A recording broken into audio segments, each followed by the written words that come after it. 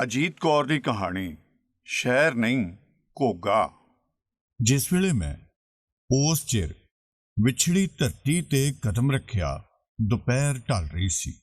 संदली धुप ते रुक रुक के पोले पैरीं तुरदी हवा। मैं आसमान वल तकिया, वो उसे तरह सी जिस तरह दा ढलदी दोपहर दा कोई भी आसमान हुंदा है। थोड़े जे गर्दो गुबार विच लपेटिया, हल्का नीला ते हल्का सुरमई जिहा। मैं जमीन वल तकिया, उस महबूब मिट्टी वल जिसने अद्धी सदी पहलों मैनू घड़िया सी। वो भी उसे तरह दी सी जिस तरह दी कोई भी मिट्टी अगस्त दी ढलदी दोपहर वेले हुंदी है। प्यासी जई, बेहवास जई, गर्द आलूद जई, बेसहारा जई। ਇਹ ਉਹ ਸ਼ਹਿਰ ਸੀ ਜਿੱਥੇ ਮੈਂ ਦੁਨੀਆ ਵਿੱਚ ਆ ਕੇ ਪਹਿਲਾ ਸਾਹ ਲਿਆ ਸੀ। ਇਹ ਉਹ ਸ਼ਹਿਰ ਸੀ ਜਿਹੜਾ ਇੱਕ ਨੀਮਕਸ਼ ਤੀਰ ਵਾਂਗੂ ਇੰਨੇ ਵਰਿਆਂ ਤੋਂ ਮੇਰੇ ਕਲੇਜੇ ਵਿੱਚ ਖੁੱਭਿਆ ਹੋਇਆ ਸੀ।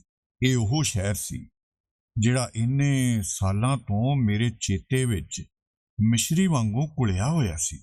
ਇਹ ਉਹ ਸ਼ਹਿਰ ਸੀ ਜਿਸ ਵਿੱਚ ਕਦੇ ਮੇਰੇ ਬਚਪਨ ਦੀਆਂ ਸਹੇਲੀਆਂ ਰੋਣੀ ਤੇ ਪ੍ਰਕਾਸ਼ ਤੇ ਕਿਸ਼ਵਰ ਰਹਿੰਦੀਆਂ ਹੁੰਦੀਆਂ ਸਨ ਤੇ 47 ਦੇ ਵਾਵ ਰੋਲੇ ਵਿੱਚ ਗਵਾਚ ਗਈਆਂ ਸਨ। ਲਾਹੌਰ ਦੀ ਧਰਤੀ ਤੇ ਕਦਮ ਰੱਖਦਿਆਂ ਹੀ ਮੇਰੀ ਰੂਹ ਲਰਜ਼ ਗਈ। ਇਹ ਚਿਰਾਂ ਮਗਰੋਂ ਮਿਲੀ ਮਹਿਬੂਬ ਧਰਤੀ ਨੂੰ ਮੁੜ ਮਿਲਣ ਦੀ ਲਰਜ਼ਿਸ਼ ਸੀ। ਇਹ ਉਹਨਾਂ ਤਮਾਮ ਲਹੂ ਦੀਆਂ ਤੀਤਰੀਆਂ ਤੇ ਅੱਗ ਦੀਆਂ ਲਪਟਾਂ ਦਾ ਮੁੜ ਕੇ ਮੇਰੇ ਆਸ-ਪਾਸ ਸਾਕਾਰ ਹੋ ਜਾਣ ਦੀ ਦਹਿਸ਼ਤ ਦੀ ਕੰਬਣੀ ਸੀ। ਮਾਜ਼ੀ ਵਿੱਚੋਂ ਕਿਹੜੇ ਭੁੱਲੇ ਵਿਸਰੇ ਚਿਹਰੇ ਤੇ ਘਟਨਾਵਾਂ ਮੇਰੇ ਦੁਆਲੇ ਝੁਰਮਟ ਪਾ ਕੇ ਆ ਬੈਠੀਆਂ ਸਨ। ਜਿਸ ਧਰਤੀ ਤੇ ਤੁਸਾਂ ਪਹਿਲੀ ਵਾਰੀ ਸੂਰਜ ਦੀ ਲੋ ਤੱਕੀ ਹੋਵੇ, ਜਿਸ ਧਰਤੀ ਤੇ ਪਹਿਲੀ ਵਾਰੀ ਤੁਹਾਡਾ ਪਹਿਲਾ ਤੋਤਲਾ ਬੋਲ ਸੁਣਿਆ ਹੋਵੇ, ਜਿਸ ਧਰਤੀ ਤੇ ਤੁਸਾਂ ਪਹਿਲੀ ਵਾਰ ਮਾਂ ਦੇ ਦੁੱਧ ਦਾ ਕੋਸਾ ਤੇ ਸ਼ੀਰੀਂ ਸੁਆਦ ਬੁੱਲੀਆਂ ਨਾਲ ਚੁਹਾਇਆ ਹੋਵੇ, ਉਹ ਧਰਤੀ ਹਮੇਸ਼ਾ ਤੁਹਾਡੇ ਨਾਲ ਤੁਰਦੀ ਹੈ। ਭਾਵੇਂ ਤੁਸੀਂ ਕਿਧਰੇ ਵੀ ਚਲੇ ਜਾਓ, ਭਾਵੇਂ 7 ਸਮੁੰਦਰਾਂ ਤੋਂ ਵੀ ਪਾਰ ਚਲੇ ਜਾਓ, ਉਹ ਧਰਤੀ ਤੁਹਾਡੀ ਛਾਤੀ ਦੇ ਅੰਦਰ ਲੁਕ ਕੇ ਬੈਠੀ ਤੁਹਾਡੇ ਨਾਲ ਹੀ ਸਾਰੇ ਸਫ਼ਰ ਤੈਅ ਕਰਦੀ ਰਹਿੰਦੀ ਹੈ। ਏਅਰਪੋਰਟ ਤੇ ਕਸਟਮ ਵਾਲੇ ਮੇਰੇ ਬਕਸੇ ਦੀ ਫੋਲਾ ਫੋਲੀ ਕਰ ਰਹੇ ਸਨ। ਮੈਂ ਉਹਨਾਂ ਨੂੰ ਕਹਿਣਾ ਚਾਹੁੰਦੀ ਸਾਂ, ਮੂਰਖੋ, ਇਹ ਤਾਂ ਮੇਰਾ ਸ਼ਹਿਰ ਹੈ। ਮੈਂ ਆਪਣੇ ਘਰ ਆਈ ਹਾਂ। ਇੰਨੇ ਵਰਿਆਂ ਮਗਰੋਂ ਤੇ ਤੁਸੀਂ ਏਅਰਪੋਰਟ ਤੋਂ ਬਾਹਰ ਨਿਕਲੀ ਤਾਂ ਕੁਝ ਦੋਸਤ ਮੈਨੂੰ ਲੈਣ ਆਏ ਹੋਏ ਸਨ, ਮੁਸਕਰਾਹਟਾਂ ਦੇ ਤੋਹਫੇ ਲੈ ਕੇ, ਹਮਸਾਇਗੀ ਤੇ ਦੋਸਤੀ ਦੀ ਨਰਮ ਧੁੱਪ ਲੈ ਕੇ। ਹੋਟਲ ਵੱਲ ਜਾਂਦਿਆਂ ਮੈਂ ਸੜਕਾਂ ਨੂੰ, ਇਮਾਰਤਾਂ ਨੂੰ ਹਸਰਤ ਨਾਲ ਵੇਖਦੀ ਜਾ ਰਹੀ ਸਾਂ। ਉਹੋ ਹੀ ਮਹਿਬੂਬ ਸੜਕਾਂ ਜਿਨ੍ਹਾਂ ਦੇ ਇੰਨੇ ਵਰੇ ਮੈਨੂੰ ਸੁਪਨੇ ਆਉਂਦੇ ਰਹੇ ਸਨ। ਕੋਈ ਰੀਸ ਸੀ ਲਾਹੌਰ ਦੀਆਂ ਸੜਕਾਂ ਦੀ। ਦੁਨੀਆ ਦੇ ਹੋਰ ਕਿਸੇ ਸ਼ਹਿਰ ਵਿੱਚ ਵੀ ਚਲੀ ਜਾਵਾਂ, ਉੱਥੋਂ ਦੀਆਂ ਸੜਕਾਂ ਮੈਨੂੰ ਲਾਹੌਰ ਦੀਆਂ ਸੜਕਾਂ ਵਾਂਗੂ ਸਾਫ਼ ਤੇ ਮੁਲਾਇਮ ਨਹੀਂ ਜਾਪਦੀਆਂ। ਲਾਹੌਰ ਦੀਆਂ ਸੜਕਾਂ ਜਿਵੇਂ ਸੁਰਮਈ ਰੇਸ਼ਮ ਦੇ ਥਾਨ ਖੁੱਲ੍ਹ ਕੇ ਫੈਲੇ ਹੋਣ। ਪਰ ਅੱਜ ਇਹਨਾਂ ਸੜਕਾਂ ਨੂੰ ਕੀ ਹੋ ਗਿਆ ਸੀ? ਧੂੜ ਨਾਲ ਭਰੀਆਂ, ਰੱਦੀ ਕਾਗਜ਼ਾਂ ਦੀਆਂ ਚੰਦੀਆਂ ਤੇ ਸੁੱਕੇ ਅਵਾਰਾ ਪੱਤੇ ਬਦ ਹਵਾਸ ਉੱਡ ਰਹੇ ਸਨ। ਉਹਨਾਂ ਦੇ ਬਦਨ ਤੇ ਉੱਡ ਵੀ ਨਹੀਂ ਸਨ ਰਹੇ, ਮਹਿਜ਼ ਲੁੜਕ ਰਹੇ ਸਨ। ਮੇਰੇ ਦਿਲ ਨੂੰ ਕੁਝ ਹੋਣ ਲੱਗਾ। ਕਲੇਜੇ ਵਿੱਚੋਂ ਇੱਕ ਬੇਮਾਲੂਮ ਜਿਹਾ ਹੌਲ ਉੱਠ ਕੇ ਸੰਗ ਵੱਲ ਆਉਣ ਲੱਗਾ। ਨਹੀਂ, ਸਭ ਠੀਕ ਹੋ ਜਾਵੇਗਾ। ਮੈਂ ਜ਼ਰਾ ਜਾ ਕੇ ਨਹਾ ਲਵਾਂ, ਕੱਪੜੇ ਬਦਲ ਲਵਾਂ, ਕੰਘੀ ਵਾਹ ਲਵਾਂ। ਇਹ ਸਭ ਠੀਕ ਹੋ ਜਾਵੇਗਾ। ਸੜਕਾਂ ਤੇ ਧੂੜ ਤਾਂ ਹੋਣੀ ਹੋਈ। ਮੌਸਮ ਹੀ ਇਹੋ ਜਿਹਾ ਹੈ। ਪੱਤੇ ਦਰਖਤਾਂ ਤੋਂ ਡਿੱਗ ਕੇ ਸੜਕ ਤੇ ਚਹਿਲ ਕਦਮੀ ਨਹੀਂ ਕਰਨਗੇ ਤਾਂ ਕੀ ਚਿੜੀਆਂ ਵਾਂਗੂ ਅਸਮਾਨ ਵੱਲ ਉੱਡ ਜਾਣਗੇ? ਬੇਵਕੂਫ ਔਰਤ, ਮੈਂ ਆਪਣੇ ਮਨ ਨੂੰ ਸਮਝਾ ਰਹੀ ਸਾਂ। ਹੋਟਲ ਪਹੁੰਚੇ ਤਾਂ ਲੱਗਾ ਕਿ ਕਿਸੇ ਵੀ ਸ਼ਹਿਰ ਦਾ ਕੋਈ ਵੀ ਹੋਟਲ ਹੋ ਸਕਦਾ ਸੀ। ਲਾਟੂਆਂ ਦੀ ਮਸਨੂਈ ਰੌਸ਼ਨੀ ਵਿੱਚ ਚੈੱਕਣ ਦੀ ਕੋਸ਼ਿਸ਼ ਵਿੱਚ ਮਸਰੂਫ।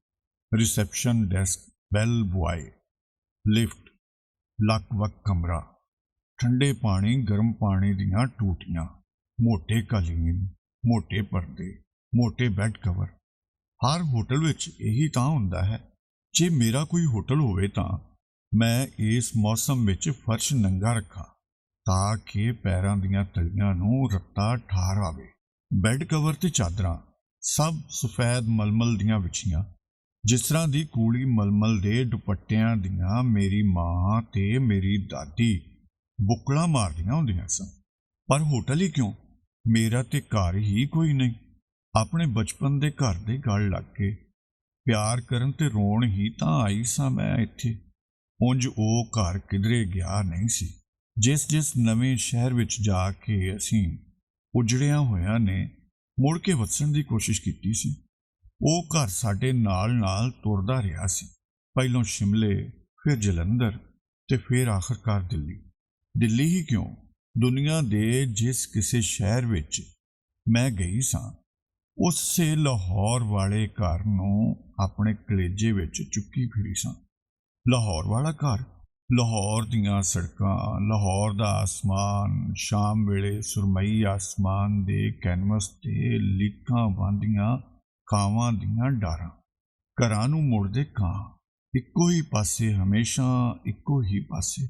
ਸਾਡੇ ਘਰ ਦੇ ਉੱਤੋਂ ਦੀ ਇੱਕ ਗੁੱਠੋਂ ਸ਼ੁਰੂ ਹੋ ਕੇ ਦੂਜੀ ਗੁੱਠ ਵੱਲ ਉਡਾਰੀ ਮਾਰਦੇ ਉਹਨਾਂ ਦੇ ਖੰਭ, ਕਦੇ ਢਲਦੇ ਸੂਰਜ ਦੀ ਕੋਈ ਸੁਨਹਿਰੀ ਕਿਰਨ ਉਹਨਾਂ ਸ਼ਾਹ ਕਾਲੇ ਖੰਭਾਂ ਵਿੱਚ ਅੜ ਜਾਂਦੀ ਤੇ ਬਲੌਰ ਵਾਂਗੂ ਚਮਕ ਉੱਠਦੀ, ਤੇ ਸਾਰਾ ਦਿਨ ਹਵਾ ਵਿੱਚ ਅਵਾਰਾ ਗਰਦੀ ਕਰਨ ਵਾਲੀਆਂ ਇੱਲਾਂ ਹੌਲੀ ਉੱਡਦੀਆਂ, ਹਮੇਸ਼ਾ ਧੌਣ ਨੂੰ ਹੇਠਾਂ ਨਵਾਈ ਨੀਚ ਧਰਤੀ ਤੇ ਗੱਡੀ, ਝਪਟਾ ਮਾਰਨ ਲਈ ਬੇਤਾਬ।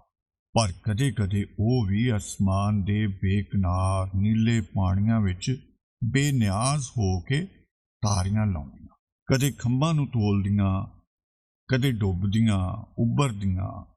ਮਗਨ ਉਦੋਂ ਮੈਨੂੰ ਪਤਾ ਲੱਗ ਜਾਂਦਾ ਕਿ ਹੁਣੇ ਬੱਦਲ ਘੇਰਾਵਣਗੇ, ਮੀਂਹ ਵਸੇਗਾ। ਇੱਲਾਂ ਦੀ ਮਟਕ ਉਡਾਰੀ ਤੋਂ ਆਉਣ ਵਾਲੇ ਬੱਦਲਾਂ ਦੀ ਤੇ ਮੀਂਹ ਦੀ ਪੇਸ਼ਨਗੋਈ ਹਮੇਸ਼ਾ ਸੱਚੀ ਸਾਬਤ ਹੁੰਦੀ। ਬੀਜੀ ਕੋਠੇ ਤੋਂ ਢਿੰਗਰੀਆਂ ਦੇ ਨਾਲ ਹਾਰ ਲਾ ਲਿਆਵਾਂ, ਮੰਜੀਆਂ ਵਰਾਂਡੇ ਦੇ ਓਹਲੇ ਵਿੱਚ ਖੜੀਆਂ ਕਰਦਿਆਂ, ਮੀਂਹ ਆਉਣ ਵਾਲਾ ਹੈ। ਸ਼ੁਦੈਣ ਮੀਂਹ ਕਿੱਥੇ? ਉਹ ਅਸਮਾਨ ਵੱਲ ਵੇਖਦੇ, ਬੱਦਲਾਂ ਦਾ ਤੇ ਕਿਧਰੇ ਨਾਂ ਨਿਸ਼ਾਨ ਹੀ ਨਹੀਂ, ਤੇ ਇਹਨੂੰ ਮੀਂਹ ਪਿਆ ਦਿਸਦਾ ਹੈ। ਸਾਰਾ ਦਿਨ ਕੋਠੇ ਤੇ ਪਤਾ ਨਹੀਂ ਕੀ ਕਰਦੀ ਰਹਿੰਦੀ ਹੈ, ਕੀ ਊਟ ਪਟਾਂਗ ਗੱਲਾਂ ਸੋਚਦੀ ਰਹਿੰਦੀ ਹੈ। ਇੱਕ ਤਾਂ ਦਿਲ ਕਰਦਾ ਮਸਤ ਲੇਟੀ ਰਵਾਂ, ਇੱਲਾਂ ਦਾ ਡੁੱਬਣਾ ਉੱਭਰਨਾ ਤੇ ਖੰਭਾਂ ਨੂੰ ਅਡੋਲ ਰੋਕ ਕੇ ਹਵਾ ਵਿੱਚ ਰੁਕ ਜਾਣ ਦੀ ਖੇਡ ਵੇਖਦੀ ਰਵਾਂ। ਹੋ ਜਾਣ ਗਿੱਲੀਆਂ ਢਿੰਗਰੀਆਂ ਤੇ ਮਰਚਾਂ ਤੇ ਮੇਥੀ ਤੇ ਮੰਜੀਆਂ, ਮੈਨੂੰ ਕੀ। ਪਰ ਮੈਂ ਚੁੱਪਚਾਪ ਉਸ ਸਾਰੇ ਖਿਲਾਰੇ ਨੂੰ ਸਮੇਟਣ ਲੱਗਦੀ, ਪੌੜੀਆਂ ਵਿੱਚ ਲੁਕਾ ਕੇ ਰੱਖੀ ਜਾਂਦੀ ਸਭ ਕੁਝ, ਆਪਣੀ ਢਿੱਲੀ ਦੌਣ ਵਾਲੀ ਤੇ ਕਸ ਕੂਲੇ ਹੋ ਗਏ ਵਾਣ ਵਾਲੀ ਮੰਜੀ ਨੂੰ ਛੱਡ ਕੇ ਬਾਕੀ ਸਾਰੀਆਂ ਮੰਜੀਆਂ ਓਲੇ ਵਿੱਚ ਖੜੀਆਂ ਕਰ ਦਿੰਦੀ। ਹਮੇਸ਼ਾ ਦੌਣ ਵਾਲਾ ਪਾਸਾ ਹੇਠਾਂ ਵੱਲ ਤੇ ਦੂਜਾ ਪਾਸਾ ਉਤਾਂ ਵੱਲ। ਬੀਜੀ ਕਹਿੰਦੇ ਸਨ, ਦੌਣ ਵਾਲਾ ਪਾਸਾ ਉਤਾਂ ਕਰਕੇ ਖੜੀਆਂ ਕਰਨਾ ਔਗਣ ਹੁੰਦਾ ਹੈ। ਔਗਣ ਇਹ ਇੱਕ ਖਾਸ ਲਫ਼ਜ਼ ਸੀ ਜਿਸ ਤੋਂ ਸਾਰੇ ਨਾ ਕਰਨ ਵਾਲੇ ਕੰਮਾਂ ਲਈ ਬੀਜੀ ਵਰਤਦੇ ਰਹਿੰਦੇ ਸਨ। ਵੀਰ ਨਾਲ ਨਹੀਂ ਲੜੀਦਾ, ਔਗਣ ਹੁੰਦਾ ਚੁੱਕ ਕੇ ਬਾਹਰ ਛੱਜੇ ਤੇ ਨਹੀਂ ਖੜੋਈਦਾ। ਔਗਣ ਹੁੰਦਾ ਕਿਸੇ ਪ੍ਰਾਹੁਣੇ ਦੇ ਸਾਹਮਣੇ ਆ ਕੇ ਨਹੀਂ ਬਈਦਾ। ਔਗਣ ਹੁੰਦਾ ਦਗੜ ਕਰਕੇ ਪੌੜੀਆਂ ਨਹੀਂ ਉਤਰੀਦੀਆਂ, ਚੜ੍ਹੀਦੀਆਂ ਵੀ ਨਹੀਂ। ਔਗਣ ਹੁੰਦਾ ਉੱਚੀ ਨਹੀਂ ਹੱਸੀਦਾ। ਔਗਣ ਹੁੰਦਾ ਉੱਚੀ ਨਹੀਂ ਬੋਲੀਦਾ। ਔਗਣ ਹੁੰਦਾ ਸ਼ੀਸ਼ੇ ਅੱਗੇ ਖੜੋ ਕੇ ਫਾਲਤੂ ਆਪਣਾ ਮੂੰਹ ਨਹੀਂ ਵੇਖੀ ਜਾਈਦਾ। ਔਗਣ ਹੁੰਦਾ ਵੱਡਿਆਂ ਦੇ ਅੱਗੋਂ ਨਹੀਂ ਬੋਲੀਦਾ। ਔਗਣ ਹੁੰਦਾ ਘਰ ਦਾ ਕੰਮ ਕਰਦੀਆਂ ਨੇ ਕੁੜੀਆਂ, ਨਹੀਂ ਤੇ ਔਗਣ ਹੁੰਦਾ ਪੁੱਤ ਕਾਕਾ ਬਾਹਰ ਖੇਡਣ ਪਿਆ ਜਾਵੇ, 100 ਵਾਰੀ ਜਾਵੇ ਭਾਵੇਂ, ਪਰ ਕੁੜੀਆਂ ਨਹੀਂ ਬਾਹਰ ਖੇਡਣ ਜਾਂਦੀਆਂ। ਔਗਣ ਹੁੰਦਾ ਕਿਸੇ ਪਰਾਏ ਮਰਦ ਨਾਲ ਗੱਲ ਨਹੀਂ ਕਰੀਦੀ। ਔਗਣ ਹੁੰਦਾ ਤਕਰੀਬਨ ਸਾਰੀਆਂ ਹੀ ਗੱਲਾਂ ਔਗਣ ਸਨ। ਸਿਰਫ ਲੇਲੇ ਵਾਂਗੂ ਉਹਨਾਂ ਦੇ ਹਰ ਹੁਕਮ ਦੀ ਤਾਮੀਲ ਕਰੀ ਜਾਣੀ, ਸਿਰਫ ਸਕੂਲ ਦੀਆਂ ਕਿਤਾਬਾਂ ਹੀ ਪੜ੍ਹਨੀਆਂ, ਚੱਕ ਦੇ ਅੰਦਰ ਹੀ ਰਹਿਣਾ, ਰਸੋਈ ਵਿੱਚ ਜਾ ਕੇ ਉਹਨਾਂ ਦੀ ਮਦਦ ਕਰਨੀ ਤੇ ਸਬਜ਼ੀ ਕੱਟਣੀ ਸਿੱਖਣੀ। ਬਸ ਇਹੀ 2-4 ਗੱਲਾਂ ਰਹਿ ਗਈਆਂ ਸਨ ਜਿਹੜੀਆਂ ਔਗਣ ਨਹੀਂ ਸਨ। ਇਹ ਸਭ ਗੱਲਾਂ ਅੱਜ ਪਤਾ ਨਹੀਂ ਕਿਉਂ ਮੈਨੂੰ ਇੰਨੇ ਸਾਲਾਂ ਮਗਰੋਂ ਯਾਦ ਆ ਰਹੀਆਂ ਸਨ। ਸ਼ਾਇਦ ਇਹ ਉਸ ਸ਼ਹਿਰ ਦੀ ਤਾਸੀਰ ਸੀ ਜਿਸ ਵਿੱਚ ਸਾਹ ਲੈਣ ਲਈ ਮੈਂ ਇੰਨੇ ਸਾਲਾਂ ਮਗਰੋਂ ਆਈ ਸਾਂ। ਮੇਰੇ ਬਚਪਨ ਦਾ ਸ਼ਹਿਰ, ਜਿਹੜਾ ਵਰ੍ਹਿਆਂ ਪਹਿਲੋਂ ਵਿਛੜ ਗਿਆ ਸੀ ਤੇ ਜਿਹੜਾ ਸਾਲਾਂ ਦੇ ਸਾਲ ਮੇਰੇ ਨਾਲ ਤੁਰਦਾ ਰਿਹਾ ਸੀ। ਹੋਟਲ ਦੇ ਕਮਰੇ ਵਿੱਚ ਮੁਕੰਮਲ ਸਨਾਟਾ ਸੀ। ਉਹਨੂੰ ਸੁਣਿਆ ਜਾ ਸਕਦਾ ਸੀ ਕਿਉਂਕਿ ਉਹ ਮੇਰੇ ਦਿਲ ਦੀ ਧੜਕਣ ਦੇ ਨਾਲ ਵੱਜ ਰਿਹਾ ਸੀ। ਵਰ੍ਹਿਆਂ ਤੋਂ ਢਿੱਲੀ ਪਈ ਢੋਲਕੀ ਦੀਆਂ ਤਣੀਆਂ ਕਿਸੇ ਨੇ ਕੱਸ ਦਿੱਤੀਆਂ ਸਨ ਤੇ ਹੁਣ ਢੋਲਕੀ ਦੇ ਕੱਸੇ ਹੋਏ ਚਿਪੜੇ ਤੇ ਸਾਰਾ ਗੁਜ਼ਰਿਆ ਸਮਾਂ ਆਪਣੀਆਂ ਉਂਗਲਾਂ ਨਾਲ ਥਾਪ ਦੇ ਰਿਹਾ ਸੀ। ਧਮ ਧਮਾ ਧਮ, ਧਮਕ ਧਮ। ਜ਼ਿੰਦਗੀ ਵਿੱਚ ਹਰ ਪੀੜ, ਹਰ ਆਵਾਜ਼, ਹਰ ਖਣ ਦੀ ਇੱਕੋ ਮੌਜੂਦ ਰਹਿੰਦੀ ਹੈ, ਜਿਉਂਦੀ ਰਹਿੰਦੀ ਹੈ। ਘੋਰ ਗੱਲ ਵਿੱਚ ਉਹਨੂੰ ਸੁਣਿਆ ਜਾ ਸਕਦਾ ਹੈ। ਰਾਤ ਪੈ ਗਈ। ਦੋਸਤ ਜਿਹੜੇ ਨਾਲ ਬਹਿ ਕੇ ਰੋਟੀ ਖਾਣ ਆਏ ਸਨ ਘਰ ਜਾ ਚੁੱਕੇ ਸਨ। ਹੁਣ ਮੈਂ ਸਾਂ ਤੇ ਮੇਰਾ ਸ਼ਹਿਰ ਸੀ। ਮੈਂ ਚੁੱਪਚਾਪ ਹੋਟਲ ਵਿੱਚੋਂ ਨਿਕਲੀ ਤੇ ਸੜਕ ਤੇ ਤੁਰਨ ਲੱਗੀ। ਲਾਹੌਰ 42 ਵਰ੍ਹੇ ਇਹ ਸ਼ਹਿਰ ਮੇਰੇ ਲਹੂ ਦੇ ਹਰ ਕਤਰੇ ਨਾਲ ਮੇਰੀਆਂ ਨਾੜਾਂ ਵਿੱਚ ਗਰਦਿਸ਼ ਕਰਦਾ ਰਿਹਾ ਸੀ। ਮੇਰੀ ਮਾਂ ਹੌਕਾ ਭਰ ਕੇ ਕਹਿੰਦੀ ਸਨ, ਛੱਡੇ ਗਰਾਂ, ਕੀ ਲੈਣਾ ਨਾ। ਮੇਰੀ ਨਾਨੀ ਕਹਿੰਦੀ ਸੀ, ਜਦੋਂ ਜੜ੍ਹਾਂ ਹੀ ਕੱਟੀਆਂ ਗਈਆਂ ਤਾਂ ਕੀ ਯਾਦ ਕਰਨਾ ਉਸ ਮਿੱਟੀ ਨੂੰ। ਪਰ ਮੈਂ ਕਹਿੰਦੀ ਸਾਂ, ਕਿਉਂ ਨਹੀਂ ਲੈਣਾ ਉਸ ਸ਼ਹਿਦ ਵਰਗੇ ਸ਼ਹਿਰ ਦਾ ਨਾਂ। ਉਹ ਮੇਰਾ ਵਤਨ ਹੈ, ਮੇਰਾ ਸ਼ਹਿਰ। ਮੈਂ ਇੱਕ ਵਾਰੀ ਜ਼ਰੂਰ ਵਾਪਸ ਜਾਵਾਂਗੀ, ਜਾ ਕੇ ਲੱਭਾਂਗੀ ਆਪਣੀਆਂ ਜੜ੍ਹਾਂ ਦੇ ਦੁਆਲੇ ਲਿਪੀ ਮਿੱਟੀ ਨੂੰ, ਚੁੰਮਾਂਗੀ ਉਸ ਮਹਿਬੂਬ ਧਰਤੀ ਨੂੰ, ਲੱਭਾਂਗੀ ਆਪਣੇ ਬਚਪਨ ਨੂੰ ਜਿਹੜਾ ਲੱਟ ਬੂਰਾ ਜਿਹਾ ਹੁਣ ਵੀ ਉੱਥੇ ਹੀ ਕਿਧਰੇ ਗਲੀਆਂ ਵਿੱਚ ਖੇਡ ਰਿਹਾ ਹੋਵੇਗਾ, ਜਿਨ੍ਹਾਂ ਗਲੀਆਂ ਵਿੱਚ ਖੇਡਣ ਲਈ ਮੈਂ ਤਰਸਦੀ ਰਹੀ ਸਾਂ। ਕਿਉਂਕਿ ਹੁਣ ਬੀਜ ਹੀ ਨਹੀਂ ਸੀ ਰਹੇ ਜਿਹੜੇ ਕਹਿੰਦੇ ਕੁੜੀਆਂ ਨਹੀਂ ਗਲੀਆਂ ਵਿੱਚ ਖੇਡਦੀਆਂ, ਔਗਣ ਹੁੰਦਾ। ਅਸੀਂ ਭਾਵੇਂ ਕਿਹੜੇ ਪਰਾਏ ਮੁਲਕਾਂ ਵਿੱਚ ਜਾ ਵਸੀਏ, ਪਰਾਏ ਸ਼ਹਿਰਾਂ ਵਿੱਚ ਸਾਡੀ ਹੋਂਦ ਰੁੱਖ ਵਾਂਗੂ ਉੱਗ ਕੇ ਭਾਵੇਂ ਕਿਹੜੀਆਂ ਹਵਾਵਾਂ ਤੇ ਦਿਸ਼ਾਵਾਂ ਵਿੱਚ ਫੈਲ ਜਾਵੇ, ਜਦੋਂ ਵੀ ਅਸੀਂ ਆਪਣੇ ਪੈਰ ਲੱਭਣ ਲੱਗਦੇ ਹਾਂ ਤਾਂ ਉਹ ਜੜ੍ਹਾਂ ਵਾਂਗੂ ਉਸੇ ਧਰਤੀ ਵਿੱਚ ਹੇਠਾਂ ਲੱਥ ਕੇ ਫੈਲੇ ਹੁੰਦੇ ਨੇ ਜਿਸ ਧਰਤੀ ਨੇ ਸਾਨੂੰ ਜਨਮ ਦਿੱਤਾ ਸੀ। ਉਹ ਲੋਕ ਕਿੱਡੇ ਵੱਡੇ ਤੇ ਭਿਆਨਕ ਸੰਤਾਪ ਹੰਡਾਉਂਦੇ ਨੇ ਜਿਨ੍ਹਾਂ ਦੇ ਪੈਰ ਕਿਸੇ ਹੋਰ ਥਾਂ ਗੱਡੇ ਹੁੰਦੇ ਨੇ ਤੇ ਟਾਹਣੀਆਂ ਕਿਸੇ ਹੋਰ ਫਜ਼ਾ ਵਿੱਚ ਜਾ ਫੈਲਦੀਆਂ ਨੇ। ਸੜਕ ਖਾਲੀ ਸੀ, ਤਕਰੀਬਨ ਖਾਲੀ। ਸਿਰਫ ਕਦੇ-ਕਦੇ ਕੋਈ ਮੋਟਰ ਘੂੰ ਕਰਦੀ ਹੋਈ ਲੰਘ ਜਾਂਦੀ। ਮੇਰੇ ਦਿਲ ਦੀ ਧੜਕਣ ਲਾਮਿਆਂ ਦੇ ਛੋਟੇ-ਛੋਟੇ ਢੋਲਾਂ ਉੱਤੇ ਵੱਜਦੇ ਡੰਡਿਆਂ ਵਾਂਗੂ ਮੁਸਲਸਲ ਠਕਾ ਰਹੀ ਸੀ। ਲਗਾਤਾਰ ਸੋਚ ਤੇ ਨਿਰਮਲ ਆਸਮਾਨ ਤੱਕ ਪਹੁੰਚ ਰਹੀ ਸੀ। ਛੋਟੀਆਂ-ਛੋਟੀਆਂ ਚਿੜੀਆਂ ਵਾਂਗੂ ਫੁਰ ਕਰਦੀ ਹੋਈ ਆਕਾਸ਼ ਦੀ ਨੀਲਤਣ ਵੱਲ ਪ੍ਰਵਾਸ ਕਰ ਰਹੀ ਸੀ। ਉਹਨਾਂ ਸੂਰਜਾਂ ਵੱਲ ਜਿਹੜੇ ਸਾਡੇ ਸੂਰਜ ਤੋਂ ਵੀ ਬਹੁਤ ਦੂਰ ਨੇ। ਪਰ ਆਸਮਾਨ ਤੇ ਤਾਂ ਤਾਰੇ ਖਿੜੇ ਹੋਏ ਸਨ। ਅਚਾਨਕ ਮੈਨੂੰ ਲੱਗਾ ਤਾਰੇ ਫਟ ਕੇ ਸੂਰਜ ਬਣ ਰਹੇ ਸਨ। ਹਜ਼ਾਰਾਂ, ਲੱਖਾਂ, ਕਰੋੜਾਂ ਸੂਰਜ। ਮੈਨੂੰ ਚੱਕਰ ਜਿਹਾ ਆਇਆ।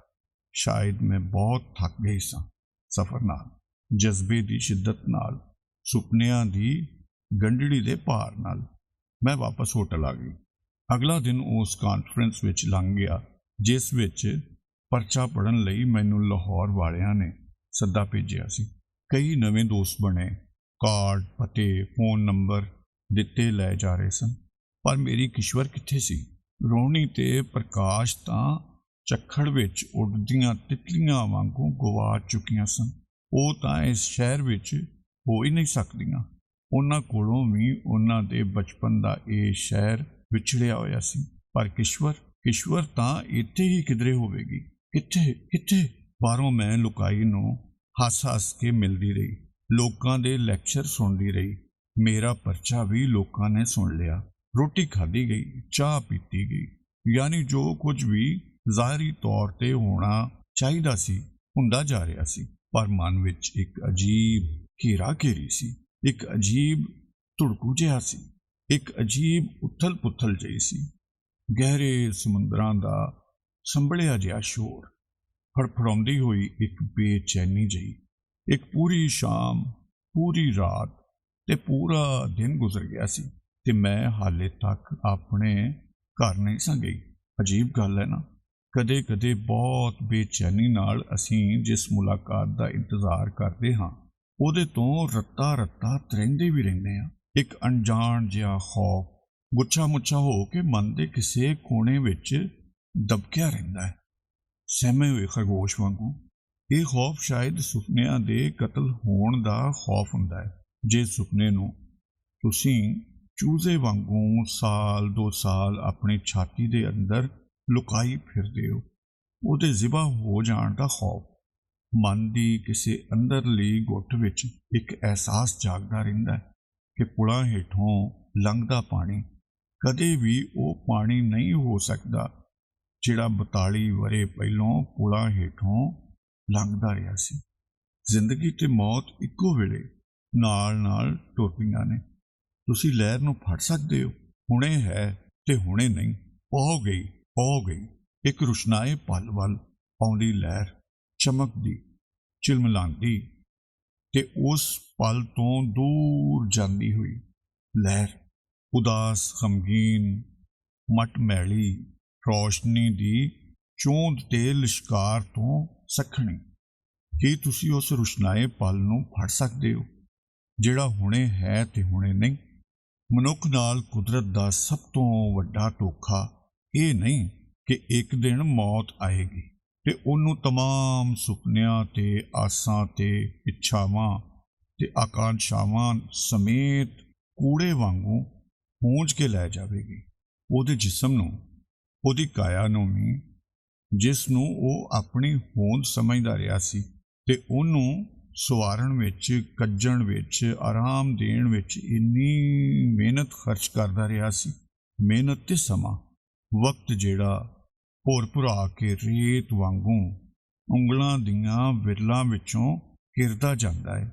ਨਹੀਂ, ਇਹਨਾਂ ਤਮਾਮ ਧੋਖਿਆਂ ਤੋਂ ਵੱਡਾ ਧੋਖਾ ਹੈ ਉਹ ਇੰਤਜ਼ਾਰ, ਜਿਹੜੀ ਕਾਇਨਾਤ ਨੂੰ ਘੜਨ ਵਾਲੇ ਨੇ ਮਨੁੱਖ ਦੀ ਜ਼ਿੰਦਗੀ ਤੇ ਉਹਦੀ ਮੌਤ ਦੇ ਵਿਚਕਾਰ ਇੱਕ ਕੱਸੀ ਹੋਈ ਰੱਸੀ ਵਾਂਗੂ ਬੰਨ੍ਹ ਦਿੱਤੀ ਹੈ, ਜਿਹਦੇ ਤੇ ਉਹ ਤਮਾਮ ਉਮਰ ਇੱਕ ਬਾਜ਼ੀਗਰ ਵਾਂਗੂ ਆਪਣਾ ਤਵਾਜ਼ਨ ਕਾਇਮ ਰੱਖਣ ਦੀ ਕੋਸ਼ਿਸ਼ ਵਿੱਚ ਬਿਤਾ ਦਿੰਦਾ ਹੈ। ਇੰਤਜ਼ਾਰ ਦੇ ਸੁਪਨਿਆਂ ਦੇ ਚੁਰੜ ਮੁਰੜ ਕਰਕੇ ਟੁੱਟ ਜਾਣ ਦਾ ਖੌਫ। ਧੋਖੇ ਨੇ ਇਹ ਕੁਦਰਤ ਦੇ, ਮਨੁੱਖ ਨਾਲ ਕੀਤੇ ਮਜ਼ਾਕ। ਮਸਲਨ ਤੁਹਾਨੂੰ ਇਹੀ ਲੱਗਦਾ ਰਹਿੰਦਾ ਹੈ ਕਿ ਪੂਰੀ ਦੁਨੀਆ ਸਿਰਫ ਤੁਹਾਡੀ ਹੀ ਹਿੱਕ ਵਿੱਚ ਫੜਫੜਾਉਂਦੀ ਹੋਈ ਇੱਕ ਧੜਕਣ ਹੈ। ਬਹੁਤ ਮਗਰੋਂ ਅਹਿਸਾਸ ਹੁੰਦਾ ਹੈ, ਅਹਿਸਾਸ ਵੀ ਨਹੀਂ, ਪਤਾ ਲੱਗਦਾ ਹੈ ਕਿ ਤੁਹਾਡਾ ਆਪਣਾ ਵਜੂਦ ਤਾਂ ਹੈ ਹੀ ਨਹੀਂ। ਉਹ ਤਾਂ ਮਹਿਜ਼ ਇੱਕ ਸੁੱਕਾ ਪੱਤਾ ਹੈ ਜਿਸ ਨੂੰ ਦੁਨੀਆ ਵਿੱਚ ਹੋਣ ਵਾਲਾ ਕੋਈ ਵੀ ਸ਼ੁੱਧ ਨੇਤਰ, ਕਿਸੇ ਵੀ ਨੇਤਾ ਦਾ ਕੋਈ ਗਲਤ ਫੈਸਲਾ, ਦੁਨੀਆ ਨੂੰ ਚਲਾਉਣ ਵਾਲੀ ਕਿਸੇ ਵੀ ਮਨੁੱਖੀ ਜਾਂ ਗੈਬੀ ਤਾਕਤ ਦੇ ਦਿਮਾਗ ਦਾ ਕੋਈ ਵੀ ਫਤੂਰ ਲੁੜਕਾਉਂਦਾ ਹੋਇਆ ਕਿਧਰੇ ਦਾ ਕਿਧਰੇ ਲਿਜਾ ਸਕਦਾ ਹੈ। ਉਦੋਂ ਵੀ ਇਹੀ ਹੋਇਆ ਸੀ ਸੰਨ 47 ਵਿੱਚ। ਨੇਤਾ ਲੋਕਾਂ ਨੂੰ ਫਟਾਫਟ ਕੁਰਸੀਆਂ ਚਾਹੀਦੀਆਂ ਸਨ, ਤਾਕਤ ਚਾਹੀਦੀ ਸੀ, ਰਾਜ ਚਾਹੀਦਾ ਸੀ ਤੇ ਹੋ ਗਏ ਲੱਖਾਂ ਲੋਕਾਂ ਦੀ ਤਕਦੀਰ ਦੇ ਫੈਸਲੇ। ਲਹੂ ਦੀ 6ਵੀਂ ਨਦੀ ਵਗੀ ਸੀ।